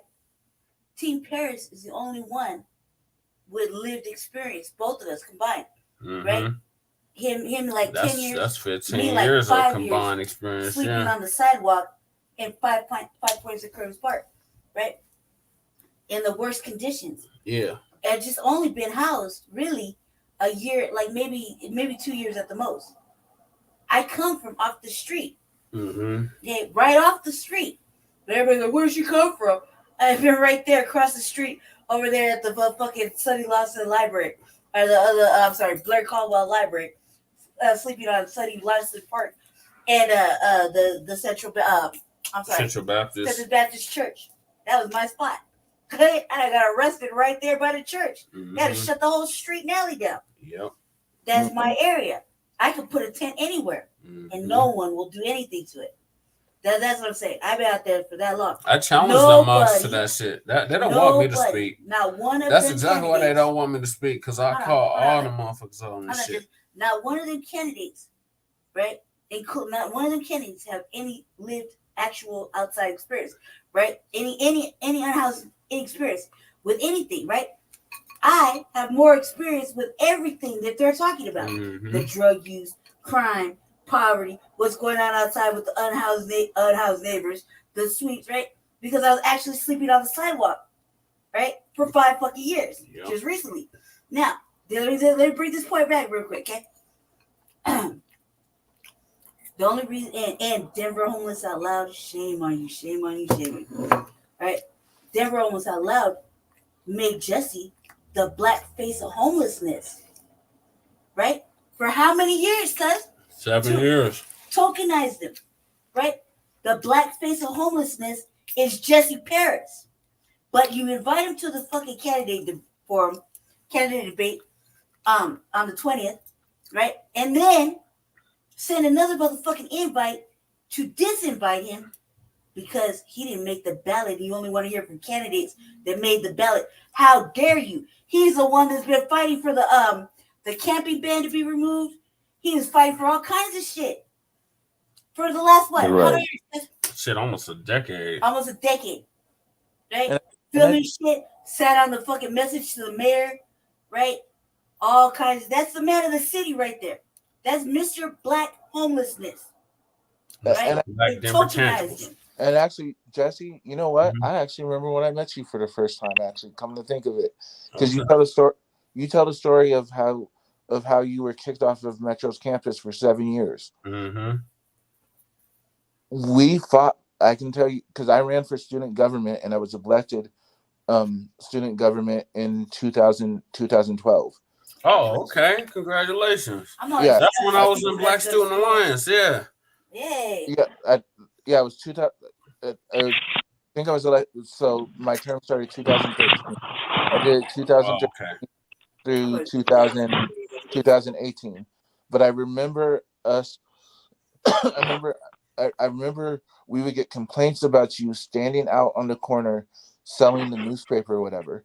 And I remember it came to a point where it went to C.A.R.E.N or whatever.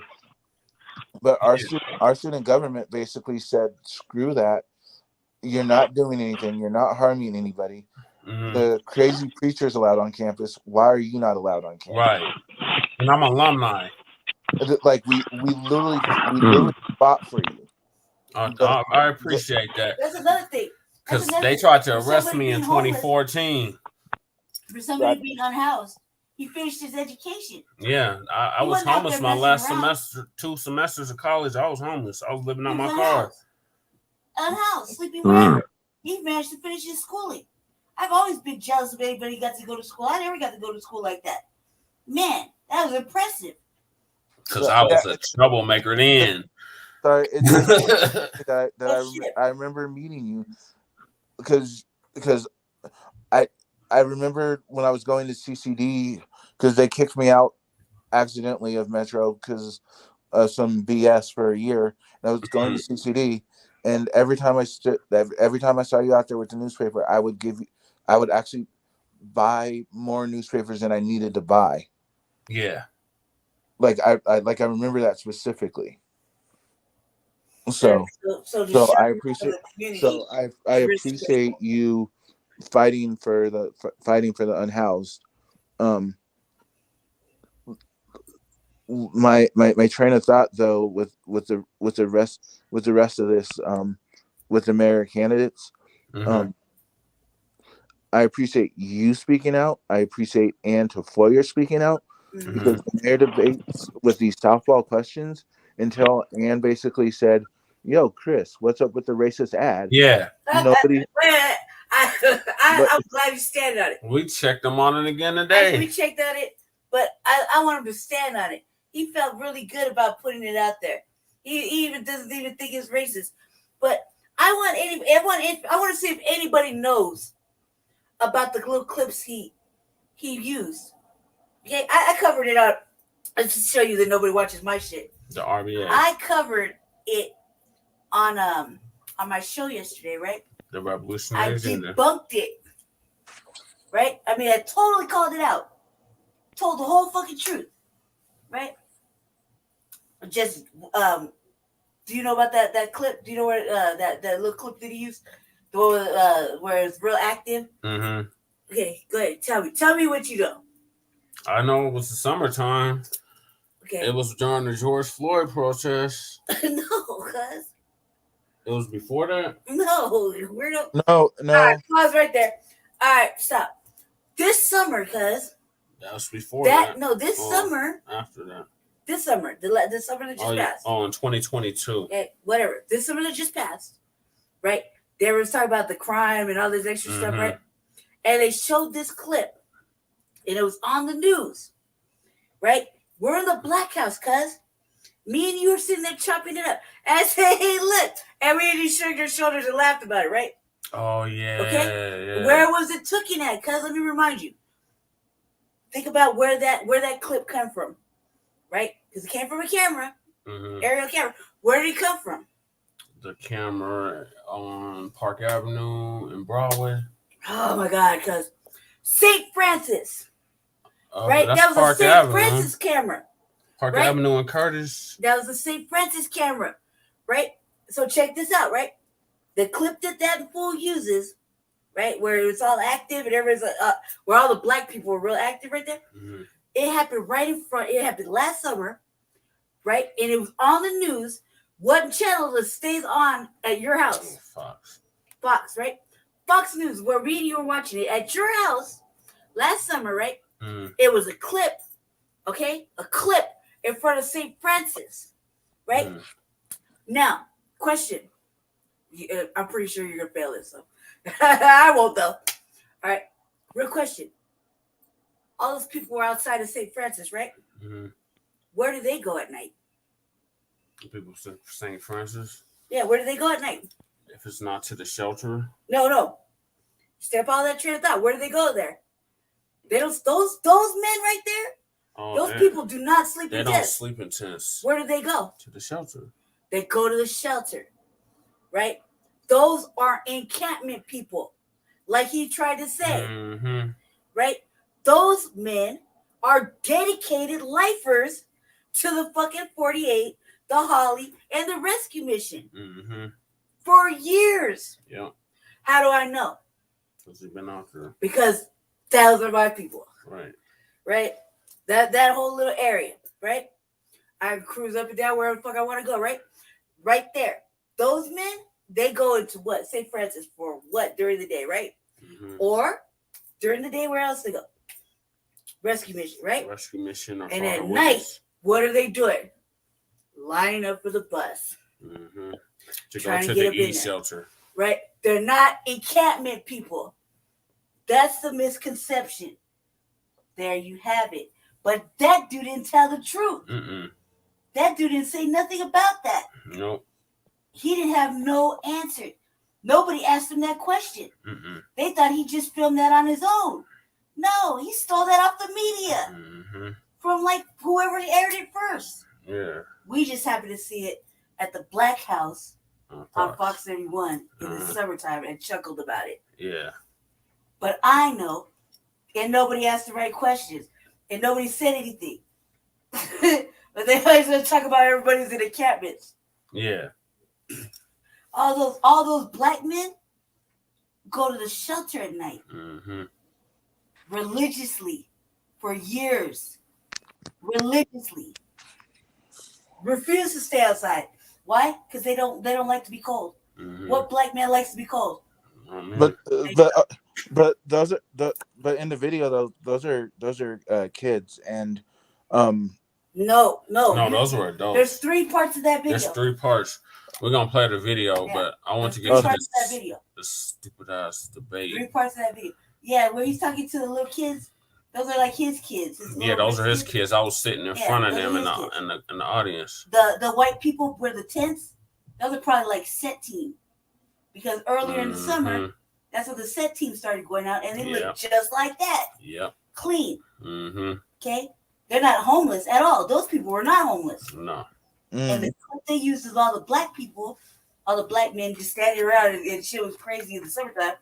If you look at it, it was summertime. Yep. Right? And he didn't have no answer. Nobody asked him the right questions. If somebody would have asked him. Exactly. They're not asking the right questions. All they're doing is giving softball questions to these candidates so they can try and whittle down who the Democrats are going to support. And I'm going to tell you right now, the top 4: Leslie, Lisa. I think Debbie kind of screwed herself. Kelly, and I think Ann recently has snuck himself into the top 4. Because Kelly screwed himself every debate. Kelly's getting business. Yeah, every debate she screwed herself just little by little. Because you remember how Shim tried to sell it like she was a saint. Now we're seeing. I like Hashim, so I'm not gonna say anything bad about Hashim. No, I'm not saying that. I'm not saying nothing bad. I'm just saying that she portrayed herself on that very first. That's just what I'm trying to say. What I'm trying to say is she. It's obvious that Hashim, the first 2 debates were giving her talking points, and someone. But we're not talking bad about him. Huh? Yeah, we're talking about her personally. Yeah, I think she was using talking points that were written for her, the first 2, and all of a sudden she's now writing her talking points, and the concerns that people had when she said, "Oh, I'm running," are now coming out. Because when she said, "Hey, let's protect the police that beat black people," qualified immunity, come on, get out of here with that shit. Yeah, she's trying to appease her funding.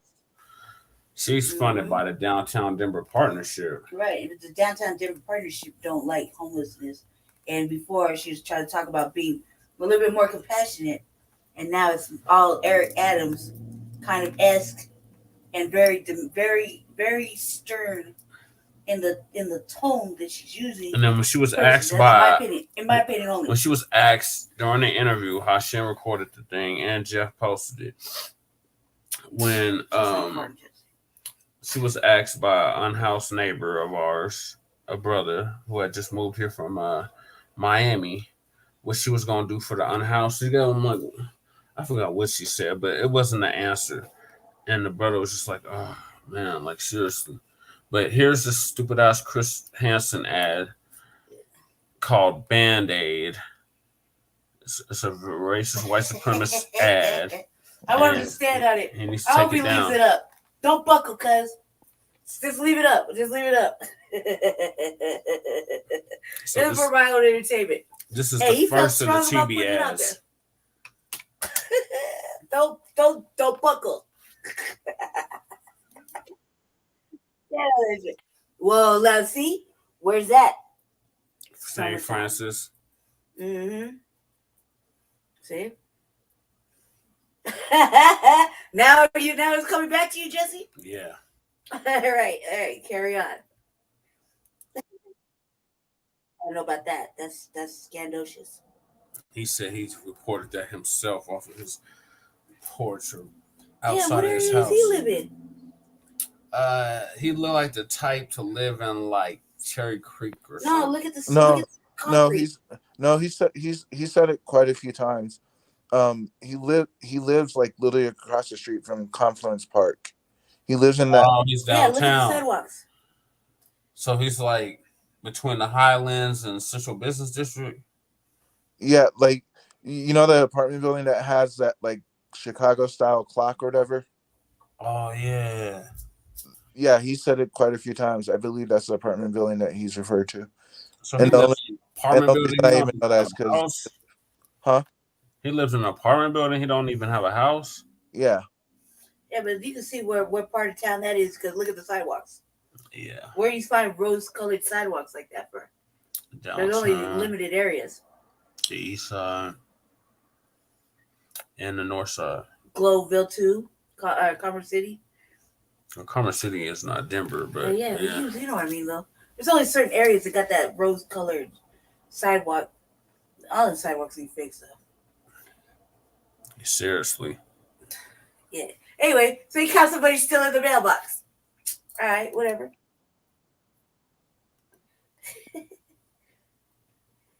What kids are you talking about? Don't even matter. Just yeah, no, I thought that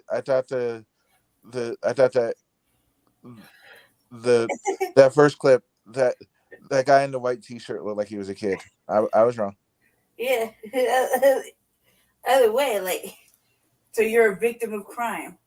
You're a crime victim. This is not the Denver I want for my kids. City's halls. Hey, does this man have previous legislation? He's a senator. He's a senator, right? Yeah. That's confused. Okay, carry on. I don't. Oh, no, you don't. And I do. That's not a black thing. What, set? That's a set team. He's talking a set, yeah. Yeah, look how clean those guys are. Mm-hmm.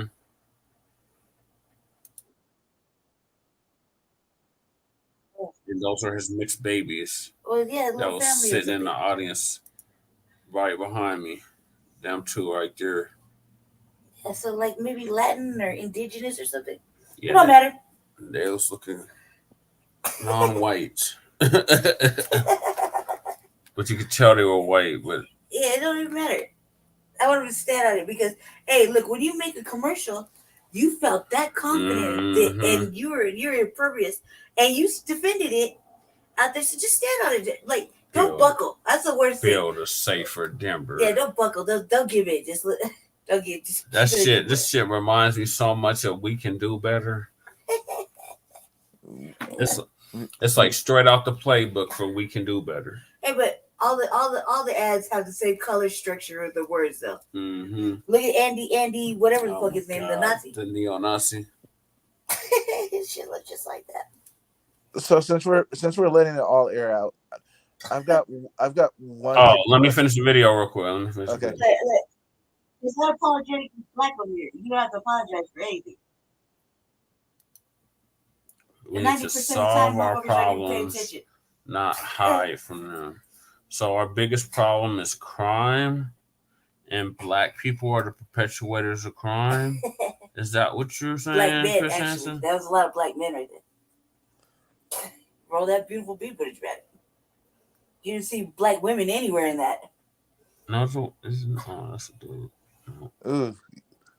I'm just saying. You make a good point. There are no women in that video. No black women. It's all black men. Mm-hmm. And mixed black men, or mixed race man, raised sitting in school. His children don't count because they're we'll leave the family out of it. It's whatever, right? But no black women. So obviously black men are a real problem. He said he don't A care. threat, really. He If said you want to read into it. he said he don't care if we call him a white supremacist. Bet. Okay. All right. So that's my dying question. How are they excluding you from the debates, but they're letting that random redheaded German white woman participate in the debates? Because she made the ballot. That's the only reason. Barely. Barely. Hey man, I don't care. Honestly, I barely understand the lady, but hey, she participated. Well, she wasn't there on that one debate, right? The Regis one, or not the Regis one, the MSU one, right? Yeah, she wasn't at the MSU one. So he could have took her spot. I could have took her spot. I could have took Robert Treat's spot. I could have took fucking Andy Rognett, the neo-Nazi spot. And I could have took, it was another one, Al Gardner. Oh, yeah, let's not even start on Robert Trita, because I caught your live video where he got into that argument with the Latino students. Yeah. That's bullshit. It is. It is bullshit. And I'm going to check him on every chance I get. Did that dude just leave? Like, he just left? Because I was kind of confused. Yeah, he just rolled off. He got in his car talking about they was drunk and they didn't know what they were talking about. And he was talking to him, right? Yeah. They asked regular questions that he couldn't answer. Mm-hmm.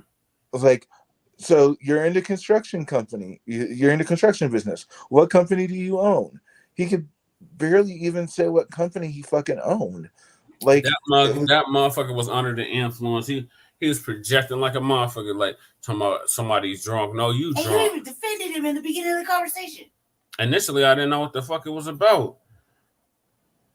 That's why I pulled them to the side and I was like, hey, so what's going on here? And then that's when they told me.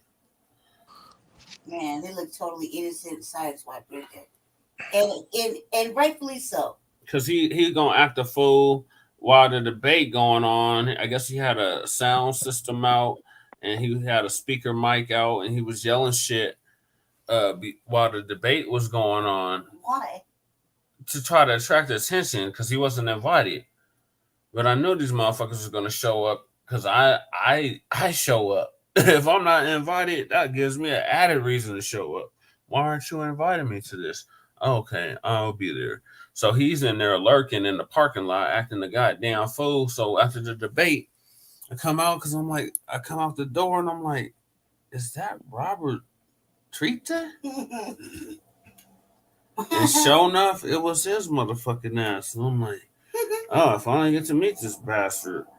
And then, oh God. But yeah, he's bad news too. To hell with him as well. All these Muslims we put on blast.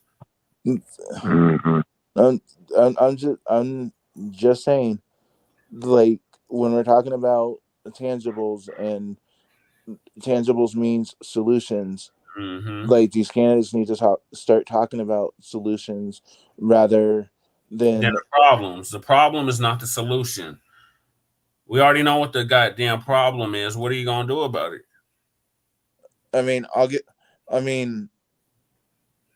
This is the only time that I will give Roberts his flowers because he did well today in the debate. I'll give him that. Ugh. But today wasn't a debate. It was just a candidate forum. It was just a forum. Well, he did. You were right. I'll give him his flowers for today, but make no bones about it. I don't like him. I don't support him. I don't think he should be running. He didn't say nothing new. I mean, I could say if he says some like revolutionary prominent shit, I'll be like, yeah, give him his flowers. But he didn't say nothing that hasn't already been said. My trip was about that whole thing was everybody all of a sudden was Biggity Black today, and they're looking right at you, including Stacey Gilmore, as they're stating our shit. Yeah. Right at you. Right at me. I was like, the audacity. Like, this is oh my God. And I was just going off. And typing and going off, right? I'm like, I couldn't handle it. Like, are you serious? You're going to look directly at him and quote his shit?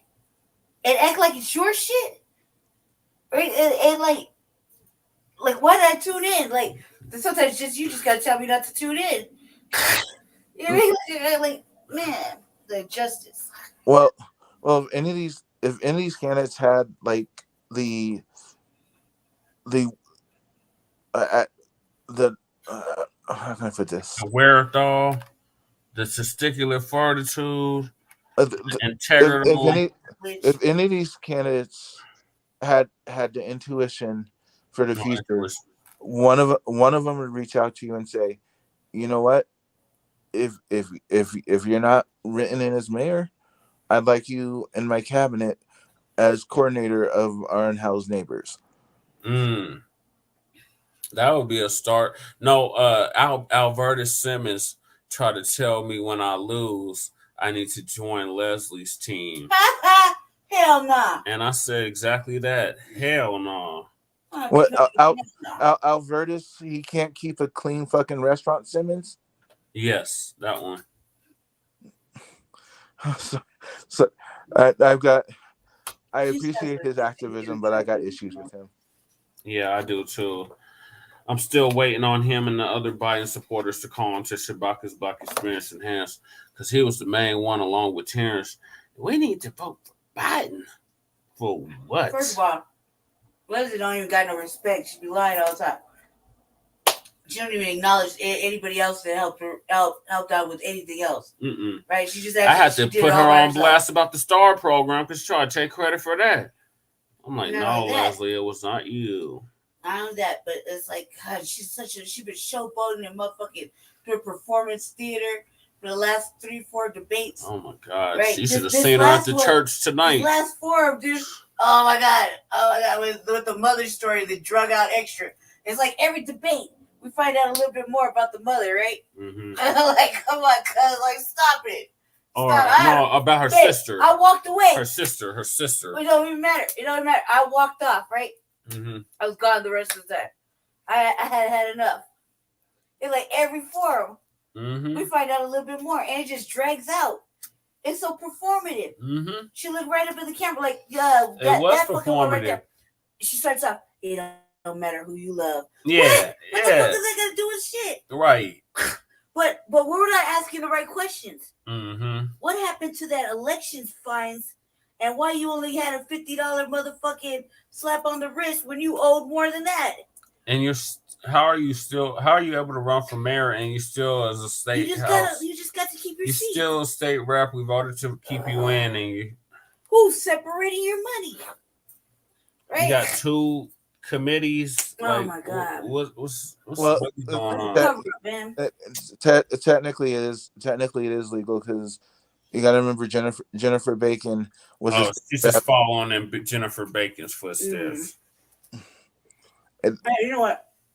We filed a complaint. I seen Jennifer today or tonight. We filed a complaint, and Fair Elections said it didn't go against her. Said everything is unsubstantiated, and it's for me just to sit it down somewhere. Because we were calling it out from jump. Yep. This isn't like poor sports shit. This has been going on since the beginning of the motherfucking election. When we turned in the first, the first financials or whatever? Yeah, the campaign finance report. Yeah.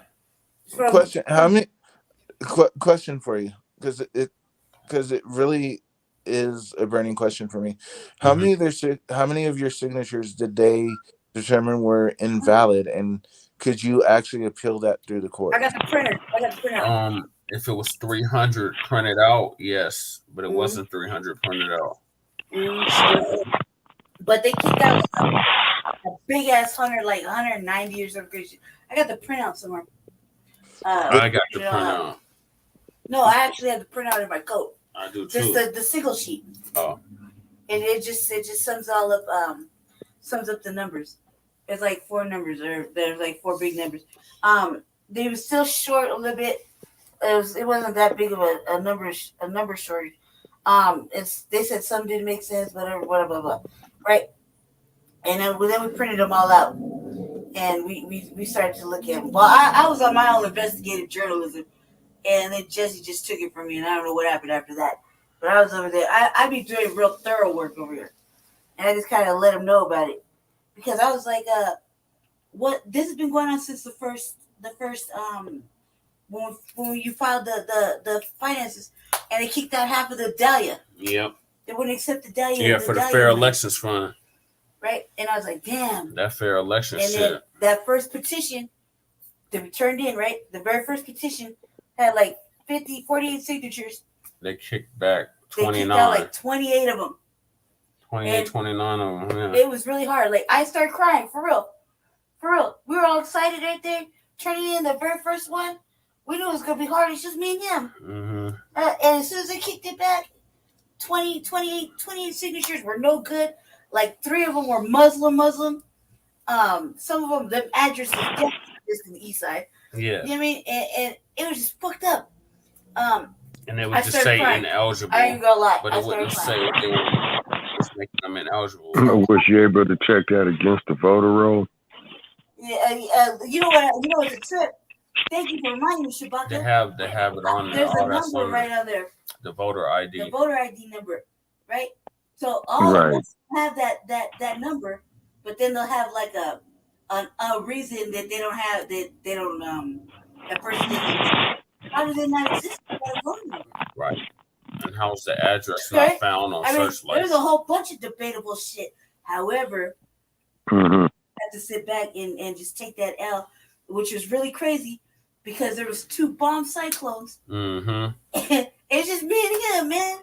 Like it's real shit. And I had 4 petitions still out. 4 petitions out.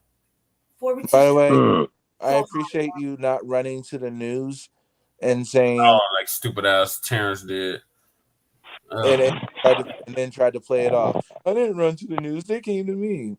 No, he's a goddamn lie. He ran to the news. And they didn't just do this, but they did this to 12 other candidates. It was 12 candidates that didn't make the ballot. So that's crazy. And they had me curing for like a whole week. Yep.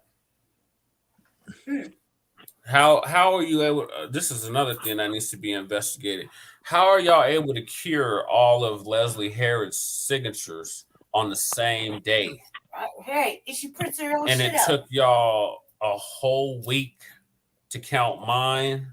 Right. Make sense. Keep in mind that day that you were curing. It doesn't. The red. Yeah. Terrence was in the red. Yeah, and they had Terrence red the whole day. You weren't even red. You were like no, yellow. I was curing, or that was verification yellow. Yeah. Yeah, you were curing. He was red. And no, curing. This is before the curing. Yeah, something's funky. This everybody's all up in that shit. Isn't there another writing candidate that didn't make the ballot? There's 4 of us. And none of you 4 have been invited to the debates to add voice. No. But I'll tell you what. Nope. Even if there was, we don't see them. No. You just see Jesse. We just get told we already got enough candidates. We don't have enough room for all of y'all. You just see you. It's just me. I'm the only writing that you see. That you see, yeah. That sounds like they need to investigate that bullshit. Well, one of the write-ins actually did investigate it and tried to sue them. Remember I told you about that lawsuit? Well, apparently they threw it out. They're talking about they're not enforcing the Spirit Amendment, and they haven't been doing it for years now. Yep. That motherfucking lawsuit that he presented was so fucking thorough. It was ridiculous. It was so thorough. It was page after page after page, articulately. And you didn't even hear about it, right? Nobody heard about it. Except for over here, me and Jesse, because me and Jesse knew about it. Yeah. Right? They made that shit disappear. They didn't talk about it. They bring it up on the news. No. So how we know? Because we got the receipt. Well, we got the receipts. No, right now, the Aurora election that I'm involved in, that I'm helping my friend run, they do some type of shady shit like that. I guarantee you, I will make sure my voice is the loudest. You got to. Period. Because you can't be letting them do you dirty. I mean, if Robert Shredder wants to trot out his $5,000 freaking speakers because they won't allow him on the debate stage in the next debate, get a megaphone. Yeah. Be louder than Robert Shredder. Mhm. I wish you could get one. Where could you get one, man? I've been looking for one for like 2 summers now. David got one. Mm. David Megaphones? Roybal, who's running against Jamie Torres, and the media line talking about she's unopposed. No, the fuck she's not.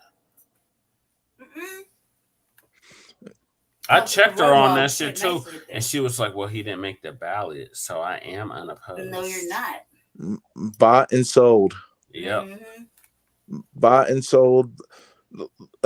Again, like the media is basically trying to position the people they think that they're gonna have an inside track with if they become mayor.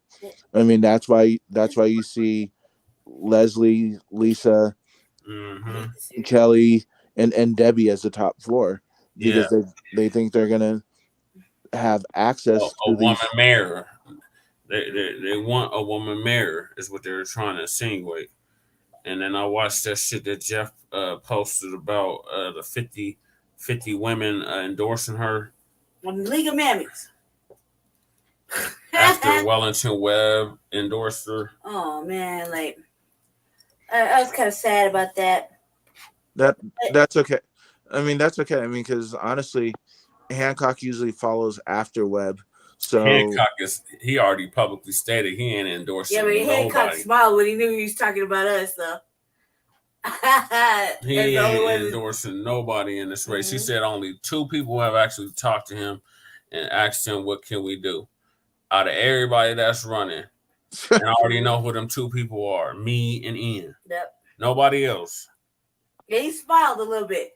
He did smile a little bit, but let everybody else tell it. An endorsement from Michael Hancock is a bad look, but I don't think so. I wrote that man and asked if we could shadow him, so especially how John Bailey was bigging him up today, talking about he's the best mayor we've had and all this shit. I wrote Michael Hancock to see if we can shadow him, so we can see how hard this actual mayor's job really is. Not to clown him, not to talk shit. This to actually see how hard it is. Yeah, what's the day in the life of the mayor? In the mayor, right? Because we don't know, right? We're like the regular people. Mm-hmm. And what did he say? No. Yep, because of COVID. Because of COVID. COVID's been over for like 2 years now, man. You can't even stand on that. But come on. Who writes him and asks to fucking shadow him? Team Paris. They avidly talk shit about him. Okay, but we weren't on that though. We were on a learning expedition. We were trying to learn. Trying to figure it out. Not to shade him, not to fucking deflame him, not to humiliate him, but to learn about what the fuck he does all day. Remember that mayor's event that was at the Carl History Museum? Yeah. Hancock shook my hand. I thought he was going He did it at the Master P thing. And at the Master P thing, yeah. At New Hope. The same church today that wouldn't let me participate. That's the mayor's church. We flyered that motherfucker up. We were putting out flyers before anybody else. Right. We did everything. We did everything on the ground. Just me and Jesse. These flyers don't hit white hands. These flyers are meant specifically for black hands. Yep. They only touch black hands. If white people got a hold of it, hey man, that's because they got a black friend share with them. But that's neither here nor there. The flyers I make only touch black hands because it's specifically a black first agenda. You know how you surprise these fools? You go after the young black men. Yep. For the very. And what they say? If you had some money, cuz we would do it. We would help you. Mm-hmm. We need money though. Yep. And nobody wanted to help us because we couldn't afford it. Mm-hmm. We didn't make hardly anything. Screw money. Screw money. Do it the Wellington Webb way. Yeah. That's what we've been doing. That like I remember my grandmother used to pull us out of freaking bed to help Webb walk. I believe it. Every single house in Denver. I remember old fashioned, man. Just me and Jesse. Me and Jesse is fucking hard. There's been crying. Brady's been crying quietly, doing 8 jobs of one fucking person that didn't even know how to do any of that shit. Just me and him. Man, the audacity. There should have been somebody on the team that was like, I've done this before and helped you guys. No, we tried to ask Hashim. Nobody stepped up. Whoa. That's some tea. You tried to ask Hashim? Yes. Yep. We were the first ones to solicit him. Yep. When he was for sale. I wanted to ask him. And I had Jesse ask him. And he came at Jesse all fucked up because Jesse made some comments or whatever, right? And I think he misinterpreted how it was said. And he said no. He said no. And then we couldn't afford him. Mm-hmm. Right there on the Brother Jeff show. Yep. And I was like, all right, well, fuck him then. This is well before Kelly Brown picked him up. We approached him because he was black. Yeah. And he knew what he was doing. Yeah, he's supposed to be the GOAT. He got his hands in all the politics in Colorado. Right, Mr. Busy. But we tried, man. We tried. And it didn't work out, man. Yeah. Had you had Hashim, they'd be scared. Right. They're scared now, and we ain't got nobody. We ain't got nobody. It's just us. But we tried, though. We tried. I tried because, man, I was the one doing the work. I needed help and I needed direction. I didn't know what to do, so I just fucking winged it. Well, you took that boot camp. You did the boot camp thing. That C.A.R.E.N Black Women for Political Access. And man, they gave me the hardest time in there, man. The C.A.R.E.N women for them women hate me. Yeah, they can't stand her. They constantly reiterating how black they are, right? With white people there, right? But because I'm so light skinned, right there, like the very first time, Maisha tried to clown me and shit, and Senator Bennett, right? The real pretty lady. Oh, her mama. No, the senator. Oh, Senator Keita Ricks. No, Bennett. Oh, Michael Bennett. No, the lady. DeGette. No, the black lady. Senator Fields. No, not the mama. The one with the gray hair. The real pretty. Buckner. But yeah, thank you. Right. She was like, I'm sorry, Brandy, that you feel that. I was like, I came in here to learn. Yeah. I didn't come here to get mocked. You don't have to reiterate how black a forum is. Please. Just because I'm 58% and fucking light skinned like a motherfucker, don't fucking misunderstand. This is black first all day, every day. It's been like that. However, I came in there. I obviously know how to read. I came in there and acted appropriately. And this lady fucking trying to mock me and shit. And I was like, because I'm a street girl. I'll make you apologize in public. I'm a street girl. I don't have no decorum, but I'm over here trying to act polite and learn something. And these brothers over there trying to clown me everywhere we go. Right? So we paid the motherfucking membership so I can learn, right? And what did they do? They just shun me. Mm-hmm. Right? They don't give a fuck. They're only interested if I was running as a Democrat or Jesse was running as a Democrat. Mm-hmm. You know what I mean? They basically shut him down with Jesse. Oh my God, man. They'll accept Jesse going in my place as long as I don't show up. And I'm the one with the membership. Yeah. But let's get to this stupid ass debate. God, man. Sorry. We got off topic. I'm kind of passionate now. I would love to help and try and repair some of those relationships, because a lot of those people that you just mentioned, I've got some built-in relationships. Yeah. Yeah, they want to kiss ass and pretty duck dance. They have the wrong ones. I got pride. Yeah, dignity. I am. I spotted me in the crowd. Yeah. Where is Jesse Paris? Right here. I'm watching Jesse. I'm like, sit still, cuz. Stop snappy, man.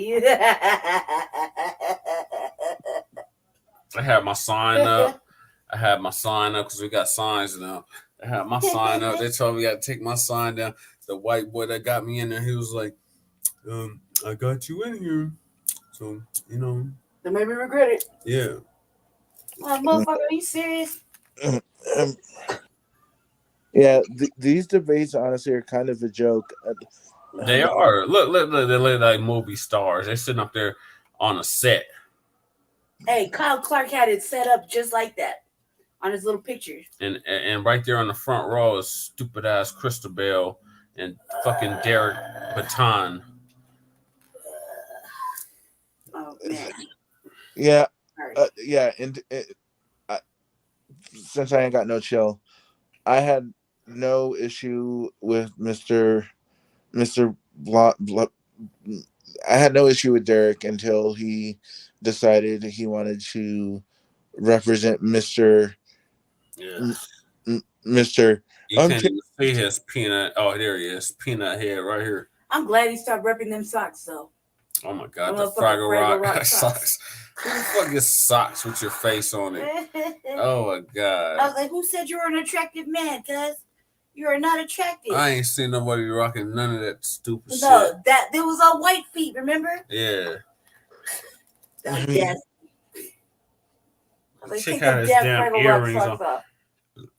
Then that bra had the earrings on, like, oh my God. That mugged us. Oh, Tamika. I went to go get my shit. They were gone like in 3 minutes. Mm-hmm. I was like, wait. Where are you going?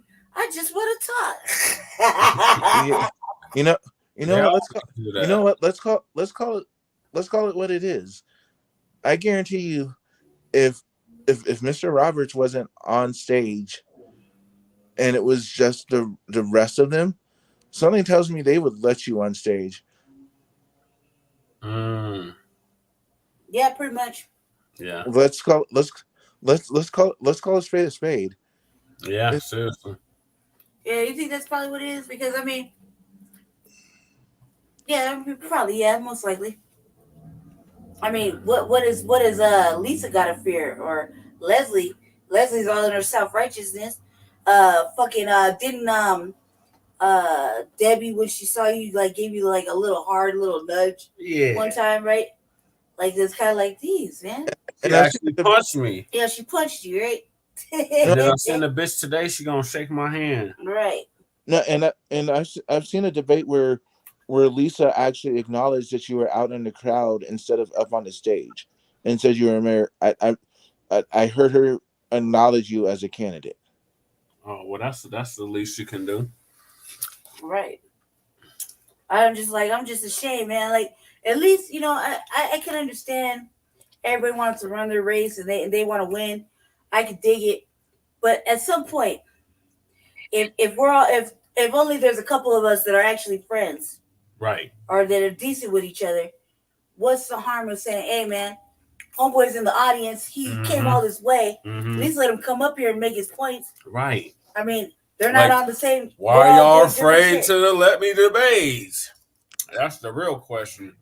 Man, the last one when you were at the school, you saw how everybody looked at you and you started walking around. They're all like, "Oh my God," you know what I mean? And it was real. That was a real thing. Mm-hmm. I mean, and honestly, you were the only one that night that actually answered the question about the budget. Actually, killed. Oh man, that budget thing is hard. I mean, we're going over it though. And for me, I'm like, you shouldn't ask me. You don't. You're glad. I'm glad you're asking Jesse. Because this motherfucking budget, we got stripped down to the bare bones, and I would have had it audited by other people outside of the city and county building, like 3 times, like if they had cancer. Right? I want second, third opinions, and I don't want it from them. Not only that, a lot of these entities got their hands in each other's shit. Mm-hmm. You know what I mean? And they're not really taking care of the people. Not at all. Not at all. Exactly. I know, Jesse, a while back ago on Brother Jeff's show, you asked me why I even care about Denver politics when I live in Aurora. Mm-hmm. So, and I'll put that out there right now. I I care live in about Aurora. I care about Denver politics because the council makeup here in Aurora could change in the drop of a hat in November. Exactly. And Yeah. That's we what I was need talking about. and we I want need to run for office. we need our representation to actually work with whoever's in office. Yeah, Period. and I'm the only one that's running that has worked with every member of the city council. I've met with every member of the city council more than once.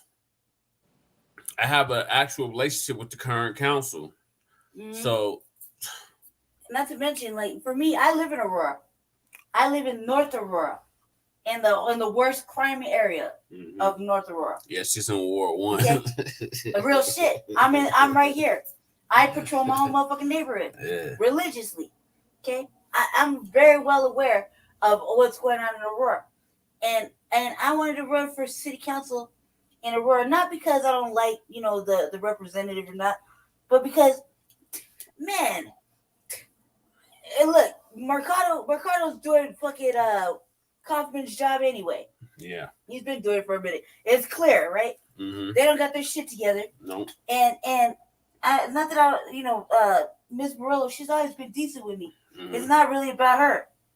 It's about the fucking the police. What's right? that name? The racist police. Danielle Drzinski. Right? That bro gotta go for fucking real. Francois that Jeff was always talking about as his friend. Drzinski, the police, right? It's about the police. For me, it's about the police. And actually, that's easy. You gotta talk to a criminal to fix a crime. That's actually Drzinski's actually how I kind of started making my name. I had a well publicized feud with her last year. Make a long story short, I was asked a certain question by different members of the community.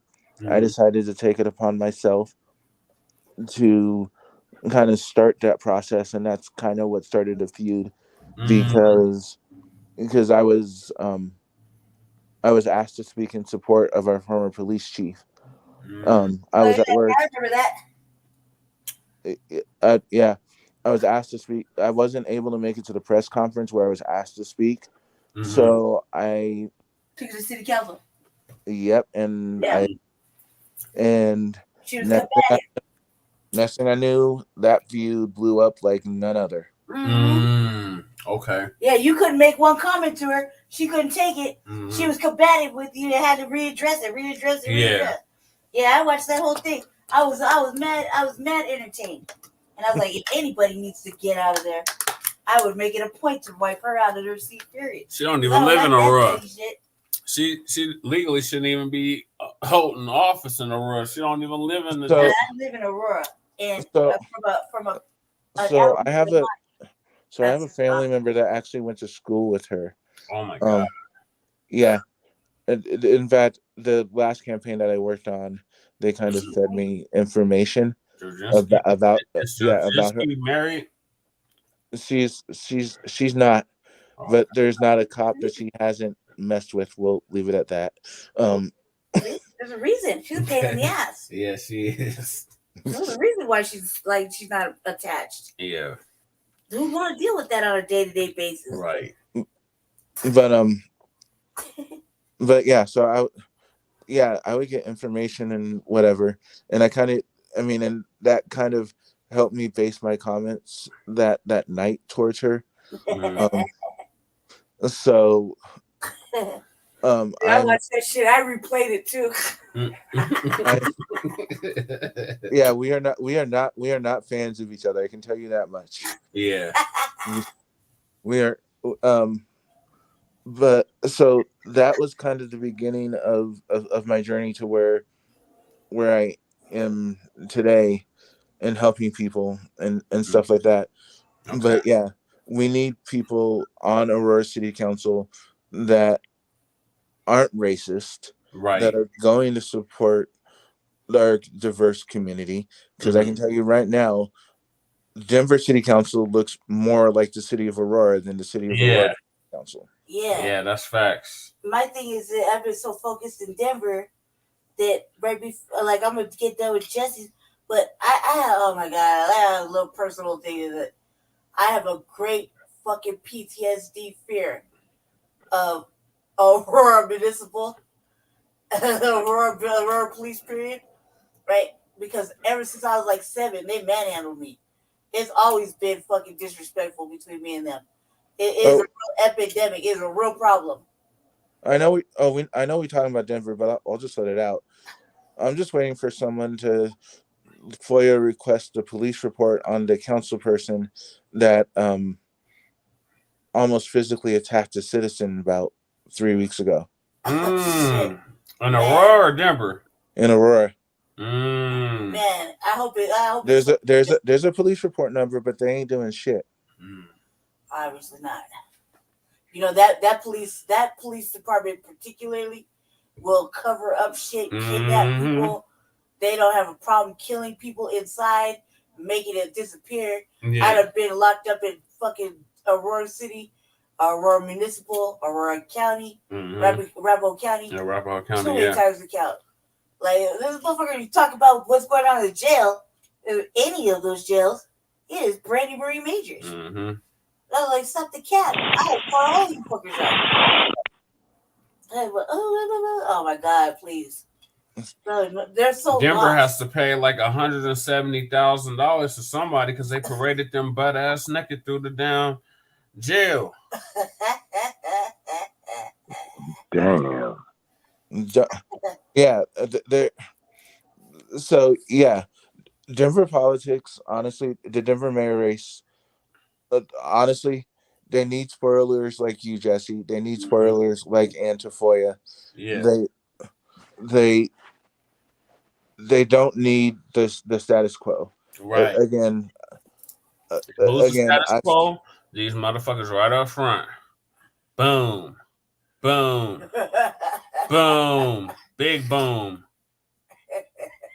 These mugs. Again, I mean, I support you running, but I have thrown my horse behind Lisa Calderon, but that's only because of my interactions with her. And yeah, you don't need no static. Right. So, but no, I would love to see you creep up and be a spoiler, Jesse. Oh man, we're not gonna make it easy. I've been saying it for a while. These motherfuckers need to eat their Wheaties fucking around with T-Bears. Because the more upset I get, the worse it's gonna be. Because I cannot stand watching everybody drag my baby all over the place. What did he do? So question: Have you tried to like repair anything with his team or anything like that? No, man. Why? No, I'm just wondering. No, because I've had my, like at the beginning, I've had my own issues with Hashim. So when I first got named to the commission, I screwed up, and I was so curious about like the police report when he got into that little mess or whatever. And like I literally at the end of the meeting, I went up and asked him about it, and like like you could tell it just irked him. And I mean, but that was me, bad manners, like not knowing my place. You know what I mean? Yeah. But I mean, like we squashed that since then. So like he seems like if people come to him and like, you know, hey, this is a misunderstanding, let's squash it, let's work together. To me, my experience, I've done all that. None of that. But when we see him in person, I wave at him. Right? I even try to wave at him. I try to wave at all these fuckmen. I wave at him. I try to be sociable, and they'll look at it. They'll look at me like I'm trash or whatever. And it was me that asked. It was me that wanted to know. It's just Jesse that is more, known in the free think zone, fucking around those the people that watch that program and that he interacts with. He has more of a rapport. Okay, so it was me that asked though, and it was me that, if anything, you know, I don't think we said anything offensive.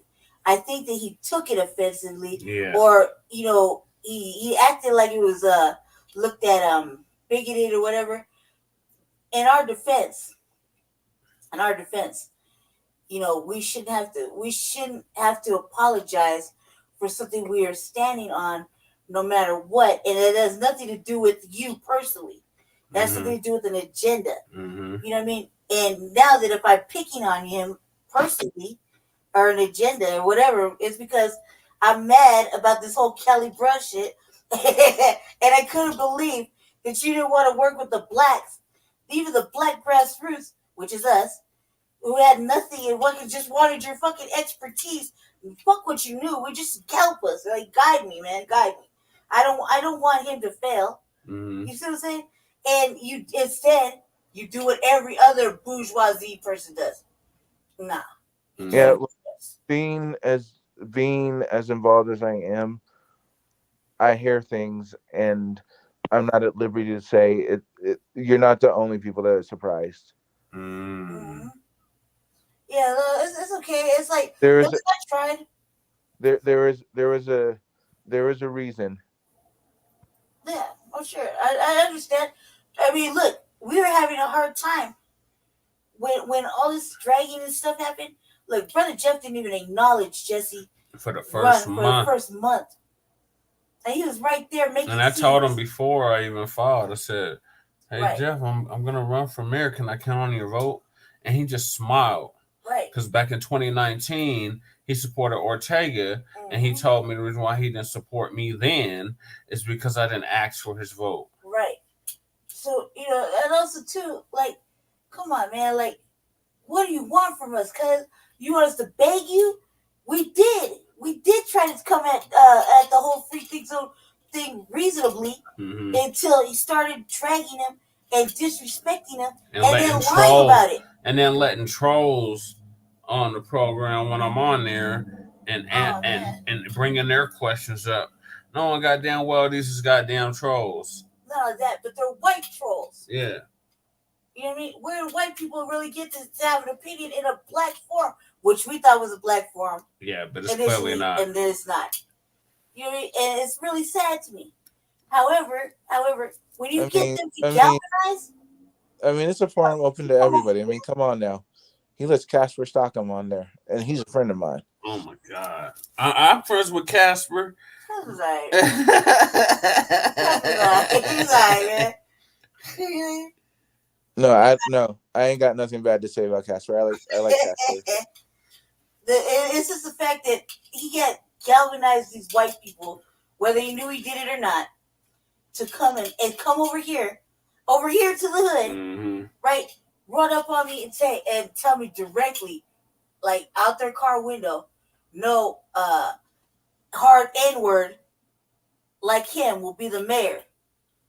You know what I mean? To me, right? Or try to run me off the road or stop me or fucking come over and touch my windows in the back. You know what I mean? And act like they're not about it though when I'm outside. Like, yeah, I love to fight. Let's do it. Like, please stop and get out your motherfucking car. Say some old racist shit. I have nothing but time to fucking do bad things. I don't care. You're not gonna do that to me though. Right. You're not gonna put my life in danger because of the free think zone. Yeah. Because some lady or some man felt some uncomfortable way, okay, and want to talk about black men in dresses. What? Oh, you Sandy. should never have to do that. Damn, Sandy You Rugg. should never have to fucking put a dress on just to elevate a position. No. And the word he's bigoted because let me tell you like this. I have two gay children. Mother's Day. Okay, that's immediate family. Okay, immediate family. But that Sandy woman, she's a troll though. She wants to call you out for your beliefs. No, but she is 100% supportive of the Republican Party because I've looked at her because she started showing up once Casper was on the show. Oh. She always got something to say. Everybody always got something to say. Man, and then they just flip flop through the whole hour. I can't do it, man. It's a mass confusion for black people. Yeah. It's not a game to me. It really isn't. It really isn't. And then none of that. But I reached in, and Brother Jeff shunned me. Ignored it. Yeah. Not once. How many times? Because has he done that to me?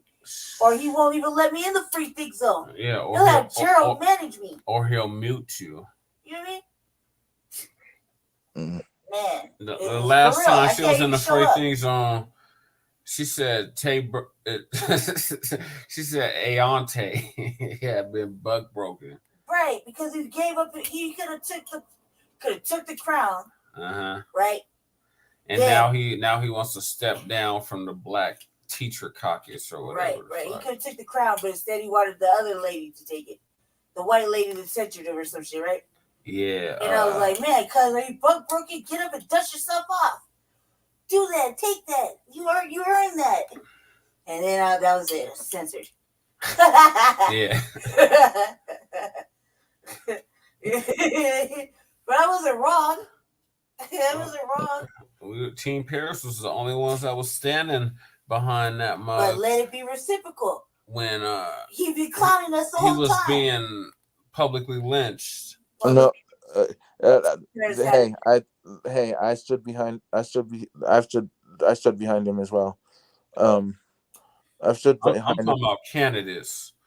I was the only one that was at the damn protest where they're talking about we shall overcome, and I kept yelling white supremacy. Well, no, actually, no. Leslie stood behind him, but quietly. So. Oh, okay. Well, she wasn't. I didn't see her there. Not to mention, dude, Aonte never been reciprocal, and he clowned us like we're ignorant because of the way we spelled black. So I left it like that. And I was like, that we did that before the election. Yep. That's just what we do for this show. But you all ignorant, are you serious? You really think we don't know how to spell it? Or you can spell it in 9 different ways if you really want to. Dumbass, but we're like, that's the pettiest shit to be upset about. Right. Oh, God. I don't like the way they spell black, T C's. Because I could have spelled black with X's and it would have been all right. I could have spelled black with 6's and it still would have been okay. All right, so before I announce, because it's getting late. Oh, here's the debate. When is the next debate? The next one is, the forum is Monday. The next debate. Oh, that's the homeless out loud one. The next debate is gonna be, I believe, in March. No, or end of February. No, we got one before that. Because I know the next 9 News debate is March 10th. I know that much. Oh my God. Is there March 10th? There's one March 2nd or March 3rd. Oh man, I was really wondering what goes up with Kyle Clark. I expected better from Kyle Clark. Did you guys reach out to Kyle Clark directly and ask him what the fuck? I put his ass on blast on Twitter. Did he respond to you on Twitter? I was gonna write him a letter, real quick. Yeah, but I was like, I was in a funny mood and I couldn't be. I didn't want to. I just chose. You write him a letter. Make sure you CC Marshall Zellinger too, with his that one. With his Steve Urkel looking ass. Yeah. Yeah, I was like, but me personally, I like messing around and talking shit with Kyle Clark is doing something. Like on the RVA, I was like, Kyle, man, what's wrong with you? You're not asking the right question. But other than that, though, I like Kyle Clark. He's a real villain. Yeah, I remember when he was going in on Jamie Gillis. He's a real villain. That guy's I'm inspired. So, Jamie, what is the NWA? Oh, man. Jamie, you said tacos and Lowriders?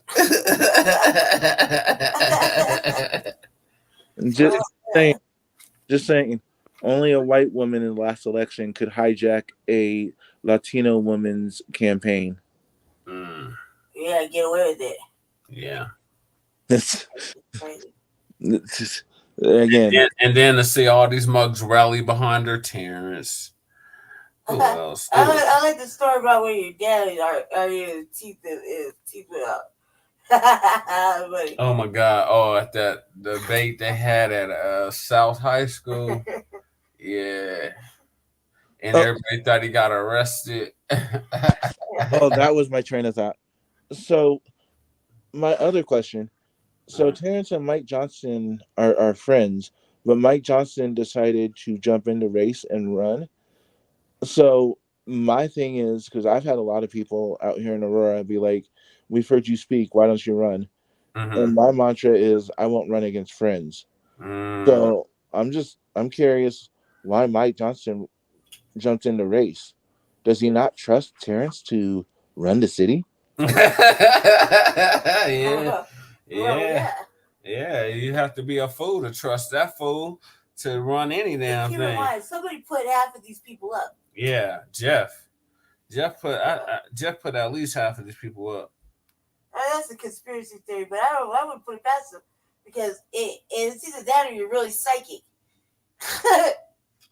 It's either that or the other, you know. Because it was like when out of nowhere, he's like, "Oh, I wonder if a woman's gonna get in this race." Boom. Who was it first? Anna Morrell, who later gave her support to Lisa. Kelly Bra, Leslie, Lisa, and it was another one that had filed around the same time, Debbie Ortega. Right. And then he said, "I wonder if a white person's gonna get in this race." Where's the white man coming? Yeah, where's the white man at? And then bam, here comes fucking Thomas Wolfe. And I was like, man, just jump on in. The water's vomit warm. And then here comes Chris Hansen. Jim Walsh didn't file until around the same time Mike Johnson did. I think Mike Johnson actually filed before him. And then Kwame just came out of nowhere. Kwame's like that South Park character Token. Yeah, he's Token in real life. Yeah. Kwame looks like a light-skinned motherfucking Mary Hancock. Yeah. Some stupid ass Terrence. Oh my God, Terrence looks like a muskrat with a new beard. It's like looking at Meerkat Manor and fucking Reese's peanut butter color. It's like, damn, I'm the only black candidate that's a male candidate that still got my hair. Al Gardner's bald, Terrence is bald, Quan bald. I am curious. So there was a candidate. I read somewhere there was a candidate that went on the Stephen Tubbs show the other day.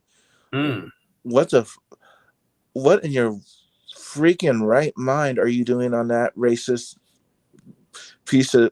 Who is that? Stephen Tubbs. He's a racist piece of shit that has a radio show on like KNUS or whatever. He's a piece of shit. Mm-hmm. And I almost got dragged onto his show during my feud with Jerinsky. She tried, but again, she talks too much, and a family member warned me not to go on because they got wind of what was going to happen. Wow. Well, before you go, let's at least get to their stupid ass opening statements. Oh yeah, sorry, yeah. Dude, we lived. That's our thing.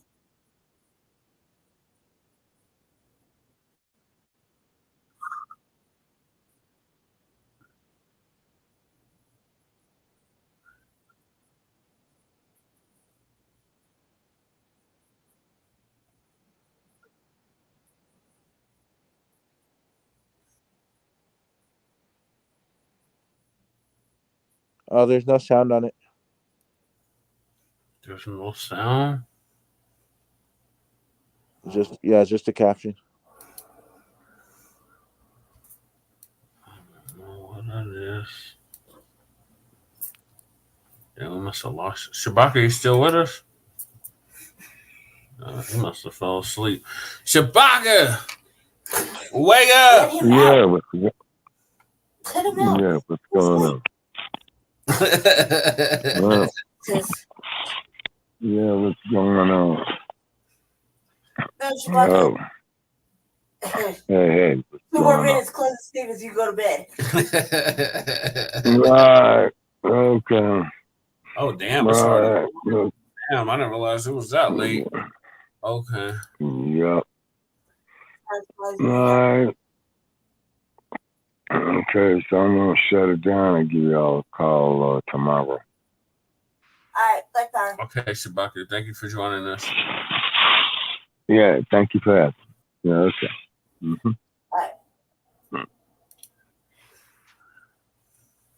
All right, so it's just us, Aaron. Okay, let me go back. Yeah.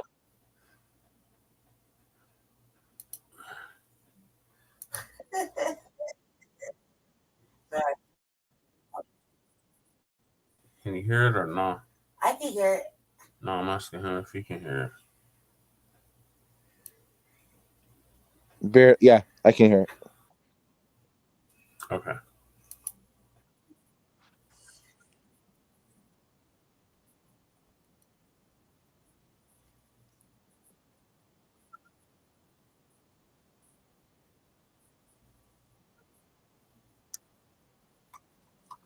When she said people, when I was in the audience, I was hearing this shit. I was like, I hope this was gonna say people over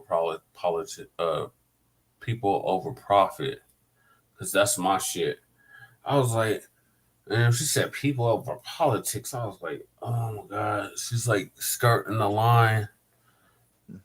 Yeah, go ahead, baby. Just let it play. Yeah, she her ads kind of are stolen from Lisa Calderon, though. Yeah, well, you know they go for merge. Yeah, because her ads are now saying that she's the people's candidate. She's powered by the people. Oh god. And I know where she got that because I'm part of that. Yeah, she got that from Lisa.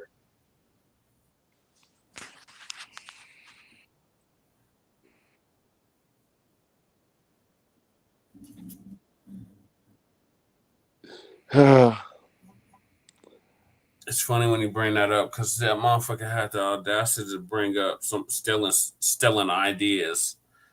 Leslie, she's like, yeah, people been stealing people's ideas. Yeah, you the one. This is Trinidad Rodriguez. I feel bad for him. Oh my god! No, this isn't Trinidad. This is Larerio Martinez. Oh, well, I feel bad for him. Martinez screwed up his opening statement. Yeah. Him and Rodriguez screwed up their opening statements. And when you screw up your opening statements when you're running for mayor, people tend to tune you out during the rest of the debate. Mm-hmm. Yeah, you got to come in with a damn good opening to keep the people engaged and in tune with what it is that you're trying to convey.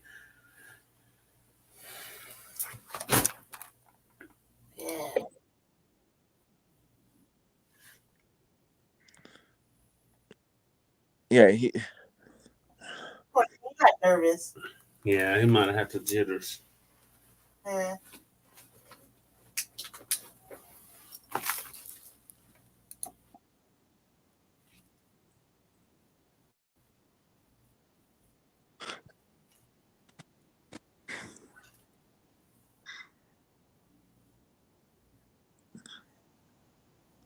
Yeah, his opening statement and just the way it just rubbed me the wrong way. He kind of looks like one of those guys that the real Chris Hansen would catch on his show. Oh, that's terrible. Damn. That's terrible. I kind of like it, man, because he's like the Hispanic version of us. Just not really like kind of like a regular person. You know what I mean? He has real ideas, but they just never get said correctly or say the way he wants it to. You know, presented how he wants. You know, I kind of like that. I like some of this. I can relate. I can respect that. It'd be like him. I have my people. I would be like, look, I respect Ian. I would not be upset if Ian took the crown. Right. Who else? I got real quiet right there. I kind of like James Walsh. Walsh, right? Yeah. Jim Walsh. I like him. Jim, yeah. I like him. I kind of like who else? And Ilario. And the reason I like Ilario is because Ilario's from right where we're from. Mm-hmm. You know what I mean? Yeah, he's an Eastside native. And when I look at Ilario, I think about the household, my house, my family that raised me. You know what I mean? Before I went out into the world, like before I was taken away. You know what I mean? The man that raised me is my real dad. But when I look at Ilario, I kind of feel like I'm like looking at my pops. You know what I mean? Because that man raised me. Yeah, and he was a boxer too. Kind of like looking at that. You know, I remember Grandpa. I was like looking at him like that. I grew up in a Chicano household. You know? And so I like looking at him. And it kind of makes me feel like home. You know? It's just the whole vibe of him. Other than that, I care less about everybody else. Because, he was Lisa cool. talks I down got to to me. meet him at the end of this debate. Yeah. She talks at me. Yeah, Lisa And do even though we talk sit on at some you. of the same boards. Yeah, it's okay. It's like, I get it. Yeah, my original fourth spoiler actually dropped out of the race. I really liked him, just the way he comes across. But I would have loved to see like Alex Valdez keep going.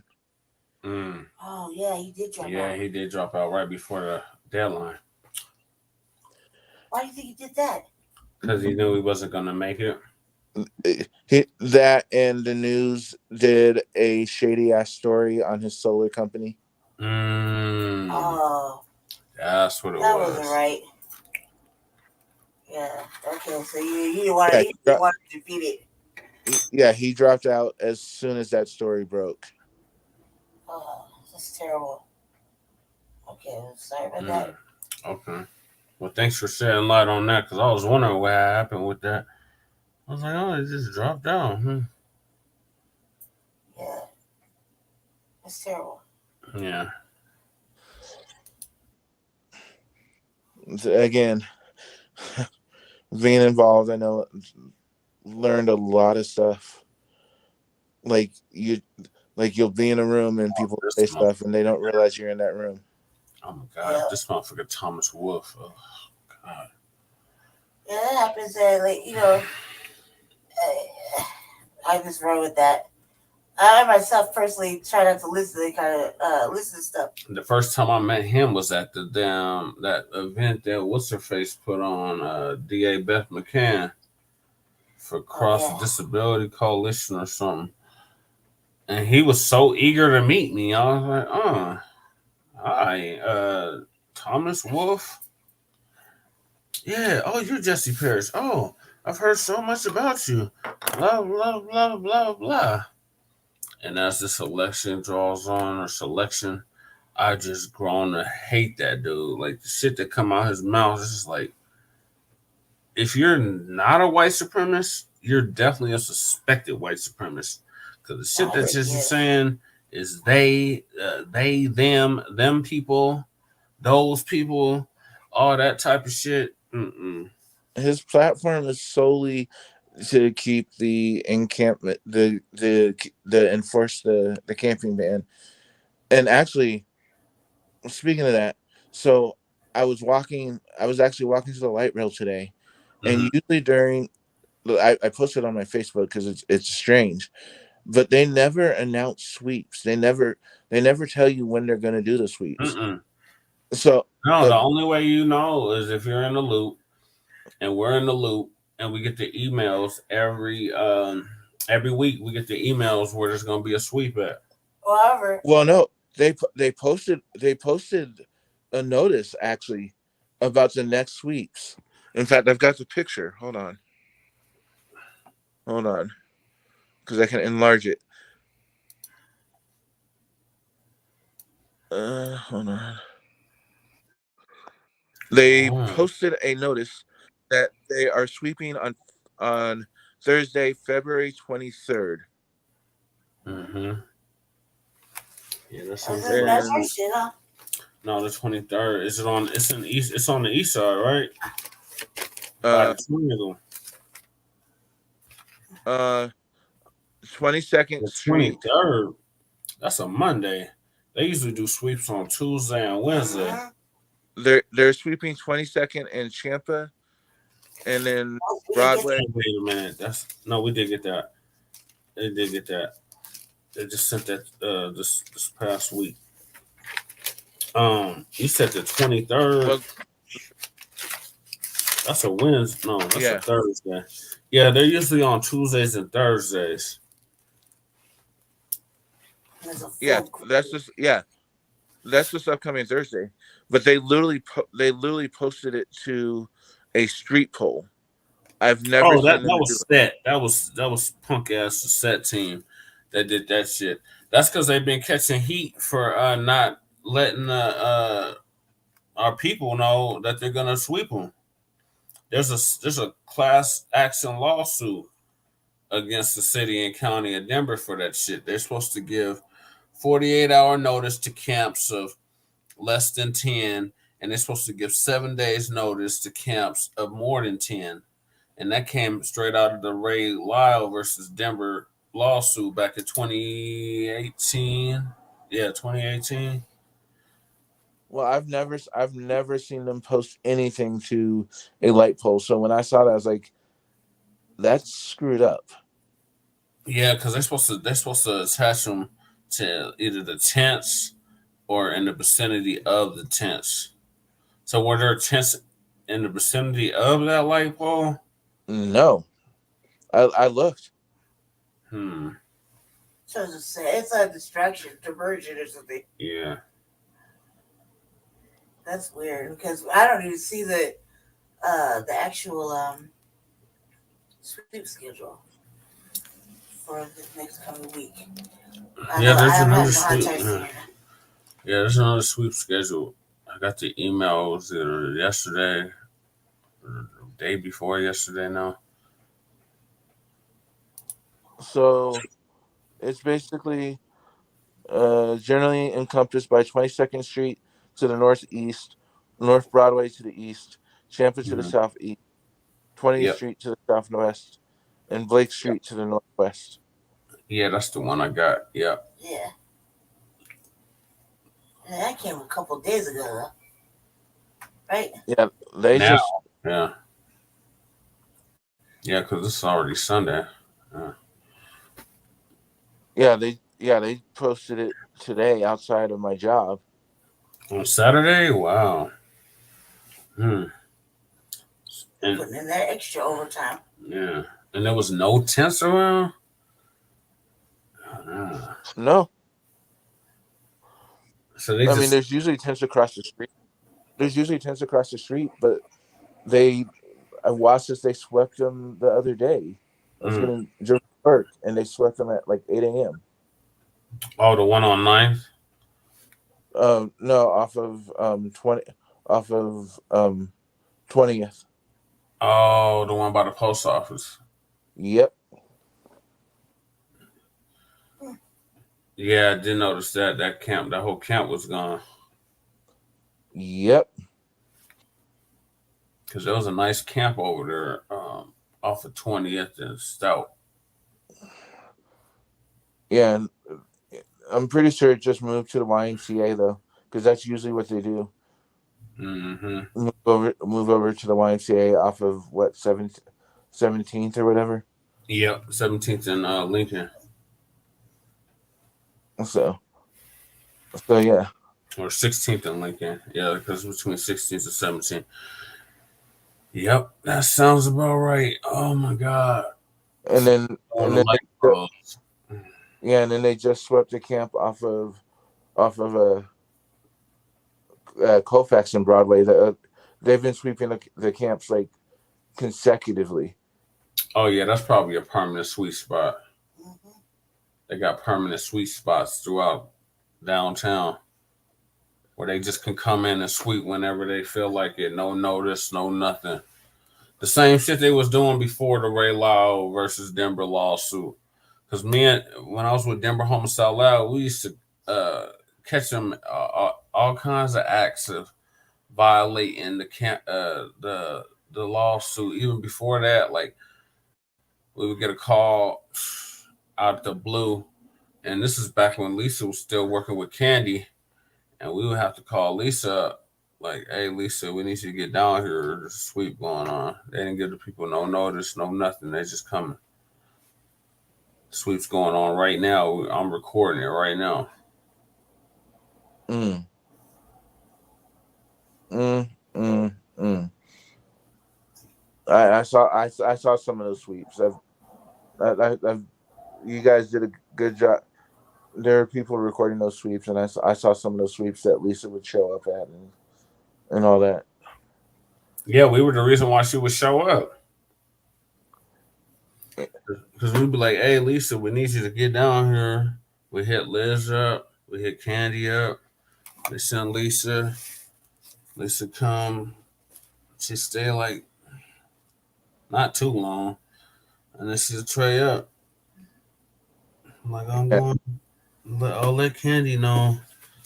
And that's how we end up getting on the email list about the sweeps. Because we kept asking Lisa, because we serve on the Reimagining the Police and Public Safety Task Force.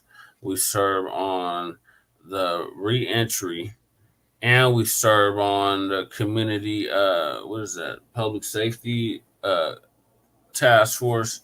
And the DA. And the DA, with the DA Beth McCann. Yeah. And it's another board that we serve on. We serve on like 4 or 5 boards with Lisa. Like 5, yeah. Oh, the bids. We're on the bids too. Mm-hmm. We're on the bids. So, well, the 5 Points BID. She used to show up to the 5 Points BID meetings. Oh yeah. I've seen her in 5 Points quite a few times. I go down to look at like family photos and stuff like that. Well, my godmother has the oldest business on 5 Points. Franklin Steiger's Afro Style and Beauty Shop or Barbershop, and they've been around for 56 years.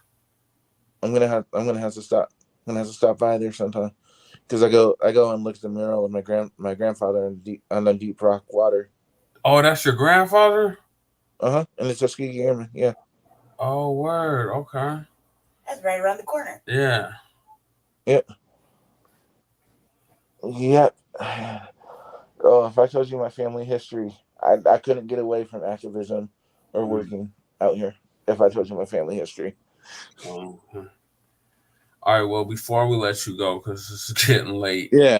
Yeah, it is getting late. Stupid ass open statements. Yeah, closing statements. Yeah. Or these are open statements. No, let him do the closing statements because it's getting late. I gotta send this light off to go my brother's back. Oh yeah. All right. We can carry on though. I gotta shut that light off. Okay. So just let him out. All right, Aaron. Well, thank you for joining us. Do you have any closings you want to leave us with? Yeah. So my closing statement. I really hope that you make a lot of noise at the next debate. I basically would love to see you make history as a force, as a write-in candidate. I also want Denver to know that they shouldn't be voting for some fake ass candidate who basically says one thing and then goes and does another. Mm-hmm. He's destroyed more of the Black community than any of the candidates on the dais. Mm-hmm. And this is saying a lot because he's had a lot of racist ideologies in his videos, but I would rather vote for Chris Hansen Wow. in a KKK hood than get Andrew 12 votes. Wow. Damn. Just saying. I'm a vote for Terrence Roberts is a vote for destruction Save our of city from him. period. Period.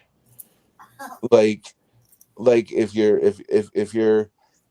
family member was addicted to spice or whatnot and was in a residential treatment center or in a prison in the last 4 years, probably came from Terrence. Mm-hmm. Let's just let's call it like it is. Not all, but I do know of a few that he definitely supplied to. I know that, but how can you really talk about domestic violence if you perpetrate? Right. Again, if DPD did their jobs or APD did their jobs and investigated unsolved homicides Mm-hmm. that they had questions about a person's involvement, Mm-hmm. just saying they were on the right track in the first place. Right, but everybody else is snitches and everybody else is informants and everybody else is working with the police and I'm just saying there's a reason that a certain senator and doesn't like Mr. Roberts and will never like him. mm-hmm. Yeah, man, he tried to extort money out of Elijah McClain's mother. Piece of shit. Mm, Elijah McClain is not a political icon. right, Like bring justice to Elijah McClain's name by creating legislation, but don't use him as a political weapon. Period. right. Period. Sorry. Oh, you got me going to bed, but you got me. Oh, I'm passionate about some of this shit. I would love to join you again sometime on Frontline News or whatnot. Yeah, Front Line Blacc News. Yeah, I might do a part 2 tomorrow. It just depends. Yeah, we got to do a part 2. All right. During the day though. All right. Like after the food bank. This is definitely gonna be after the food bank. Yeah, Okay. Well, 2. let me know. Let me know. I'll probably be free because my plans got canceled at the last minute earlier today. So Yeah, it would be about like noon. okay. Yeah. Thank you for coming on. Thank you for having me. And let's keep it tangible. Thank you. Oh yeah, no doubt. All right. Peace. Okay, back to this madness and confusion. Huh?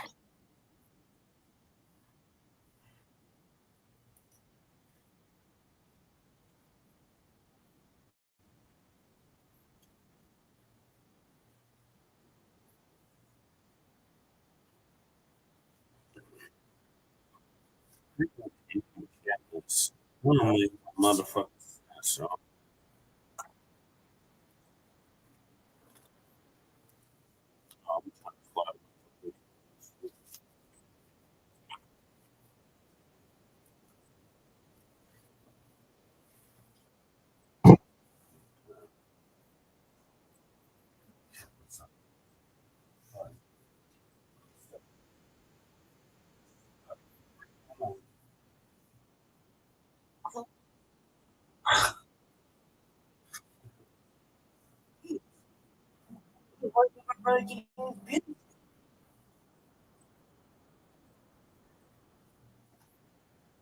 I wish I would know you were like soda.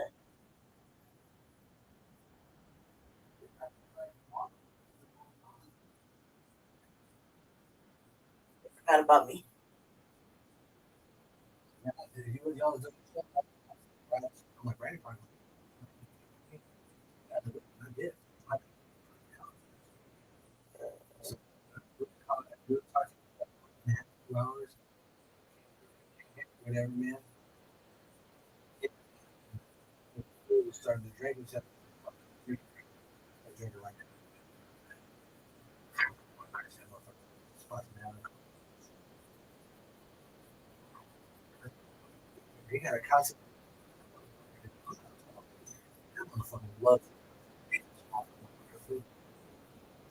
I'd rather sleep on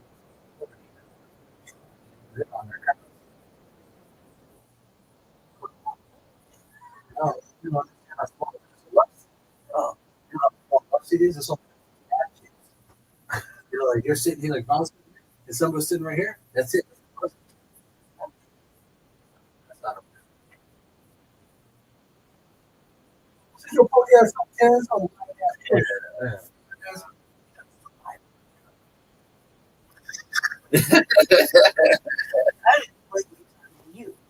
Nobody goes to Confession Broadway at the affordable housing. Oh God.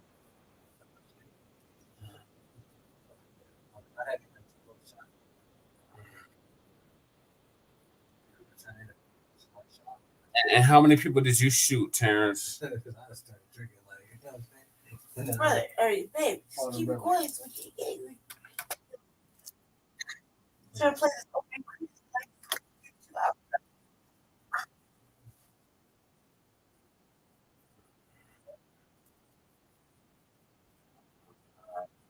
You're not gonna do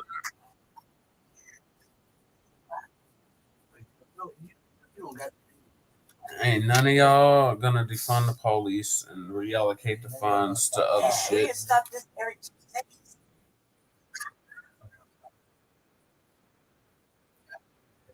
No, don't vote. Don't vote for him, and you will not receive tangible change from him. That's a goddamn lie.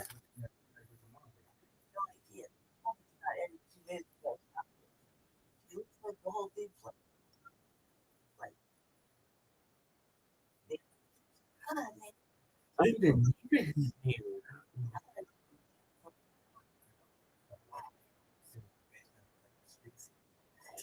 one on the mall, the one on 61.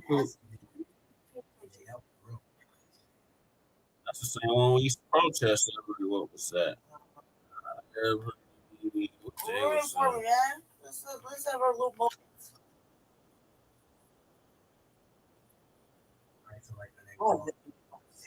Every Friday we used to protest. Bookstore? Mm-hmm. They paid those to the down to the member partnership.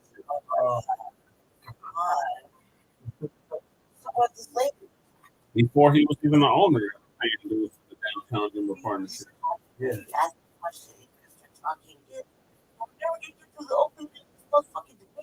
Yesterday. My George. He's the only one that's still doing it. Was it?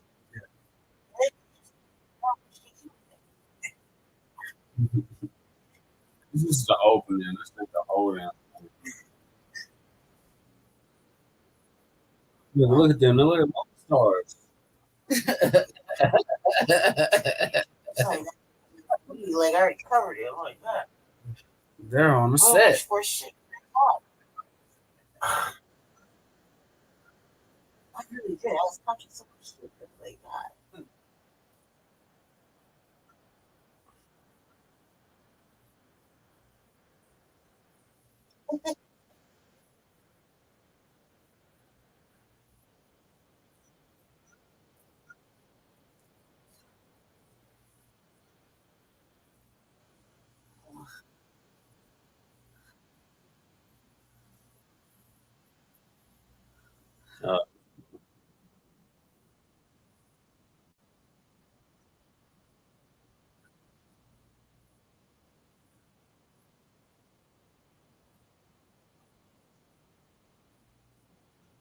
So I thought you said some of the lucky speech. Yeah.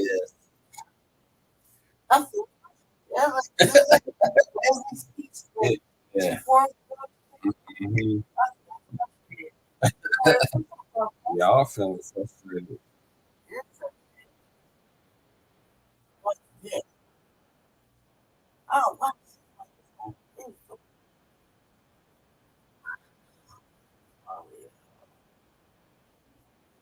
At least he's looking so serious too.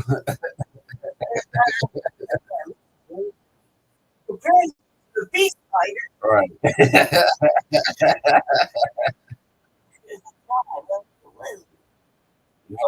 You heard Aaron. He supported this. Care about that. Yeah.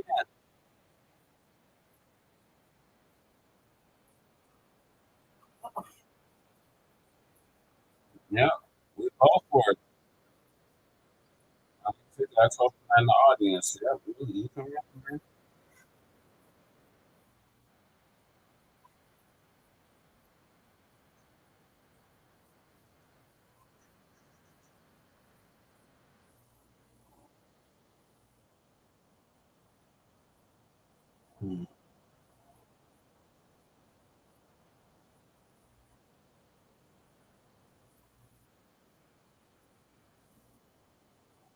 Mm-hmm.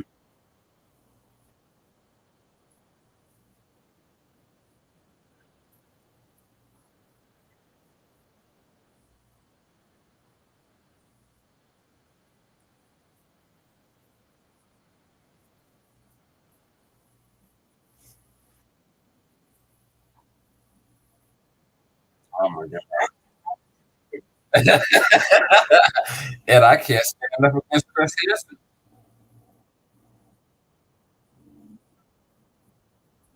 Oh my god. Open with the mob. Oh my god. He gave it to calm the Democratic. I think I contact hard pot.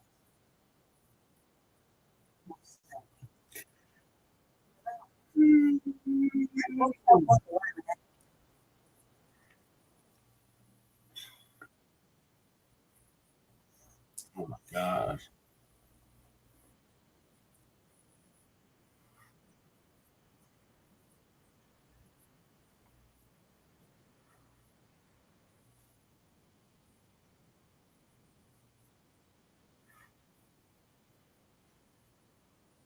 John Walsh, he's really struggling. He been wearing the same outfit. Every time I see him, he got the same shit on. He is literally wearing that same suit today. They're like, oh, wash okay. He's talking about old reparations. Oh my god.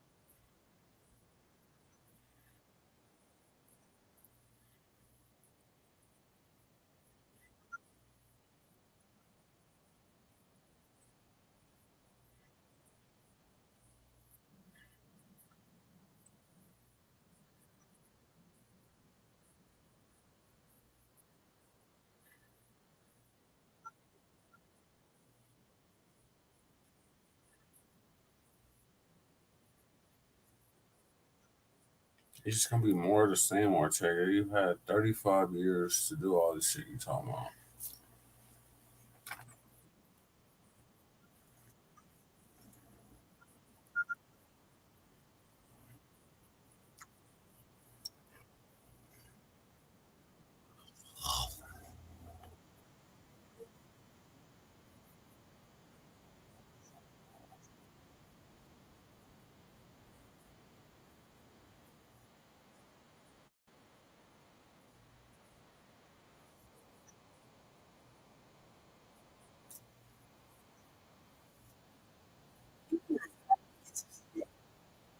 when people like Yeah. just to make talking points. Has to.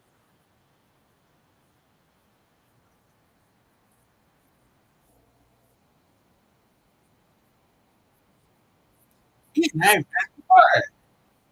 I'm supposed to say that. Really last third place.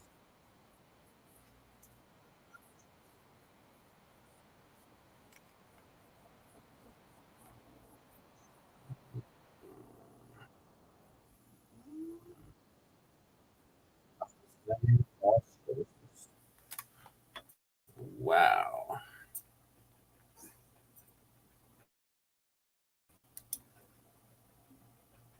Mm, mm, mm.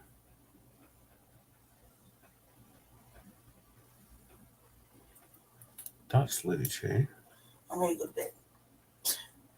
None of the debate was like of real main interest. It just seemed like um, a lot of it avoidance and what about what we've been doing? Isn't that what we're supposed to be doing? Yeah, those are my questions, but it's like I don't know. It's really it's not complicated. It's just um, mm, it's hard to get serious about any of them actually. Especially when they're just saying whatever. Maybe they mean it, but a lot of it is really um a lot of it is not really geared for the people. It's just geared towards either making money for the city, uh, doing more development, um, criminalizing the poor, Mm-hmm.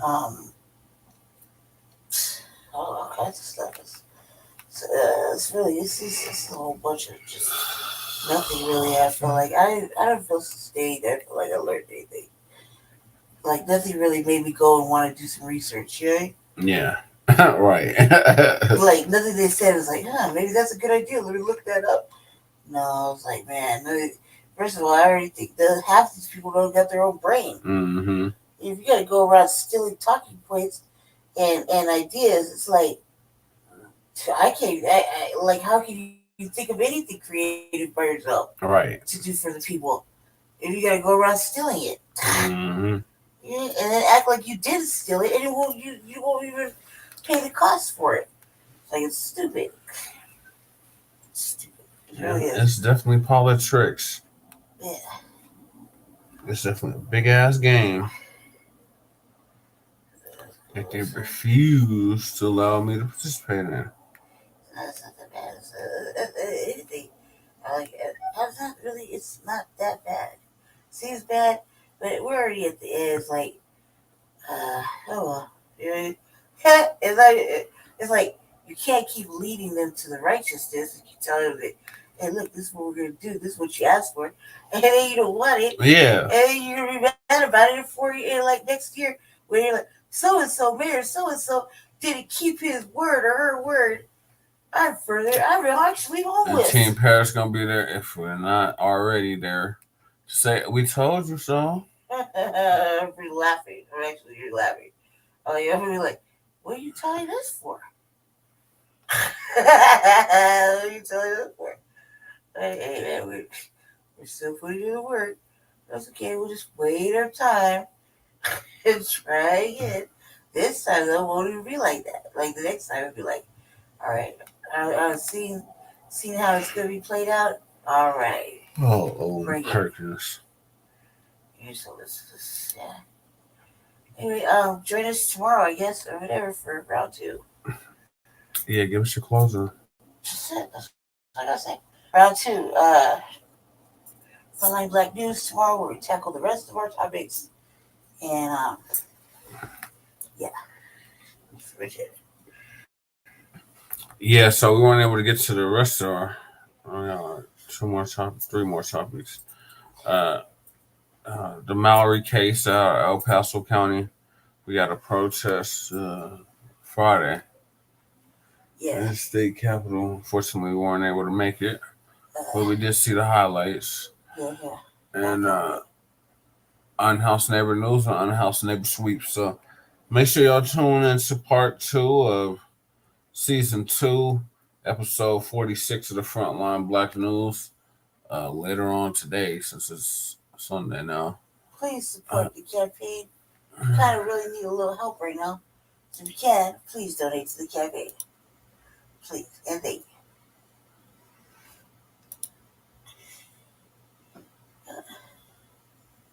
It's up there, right?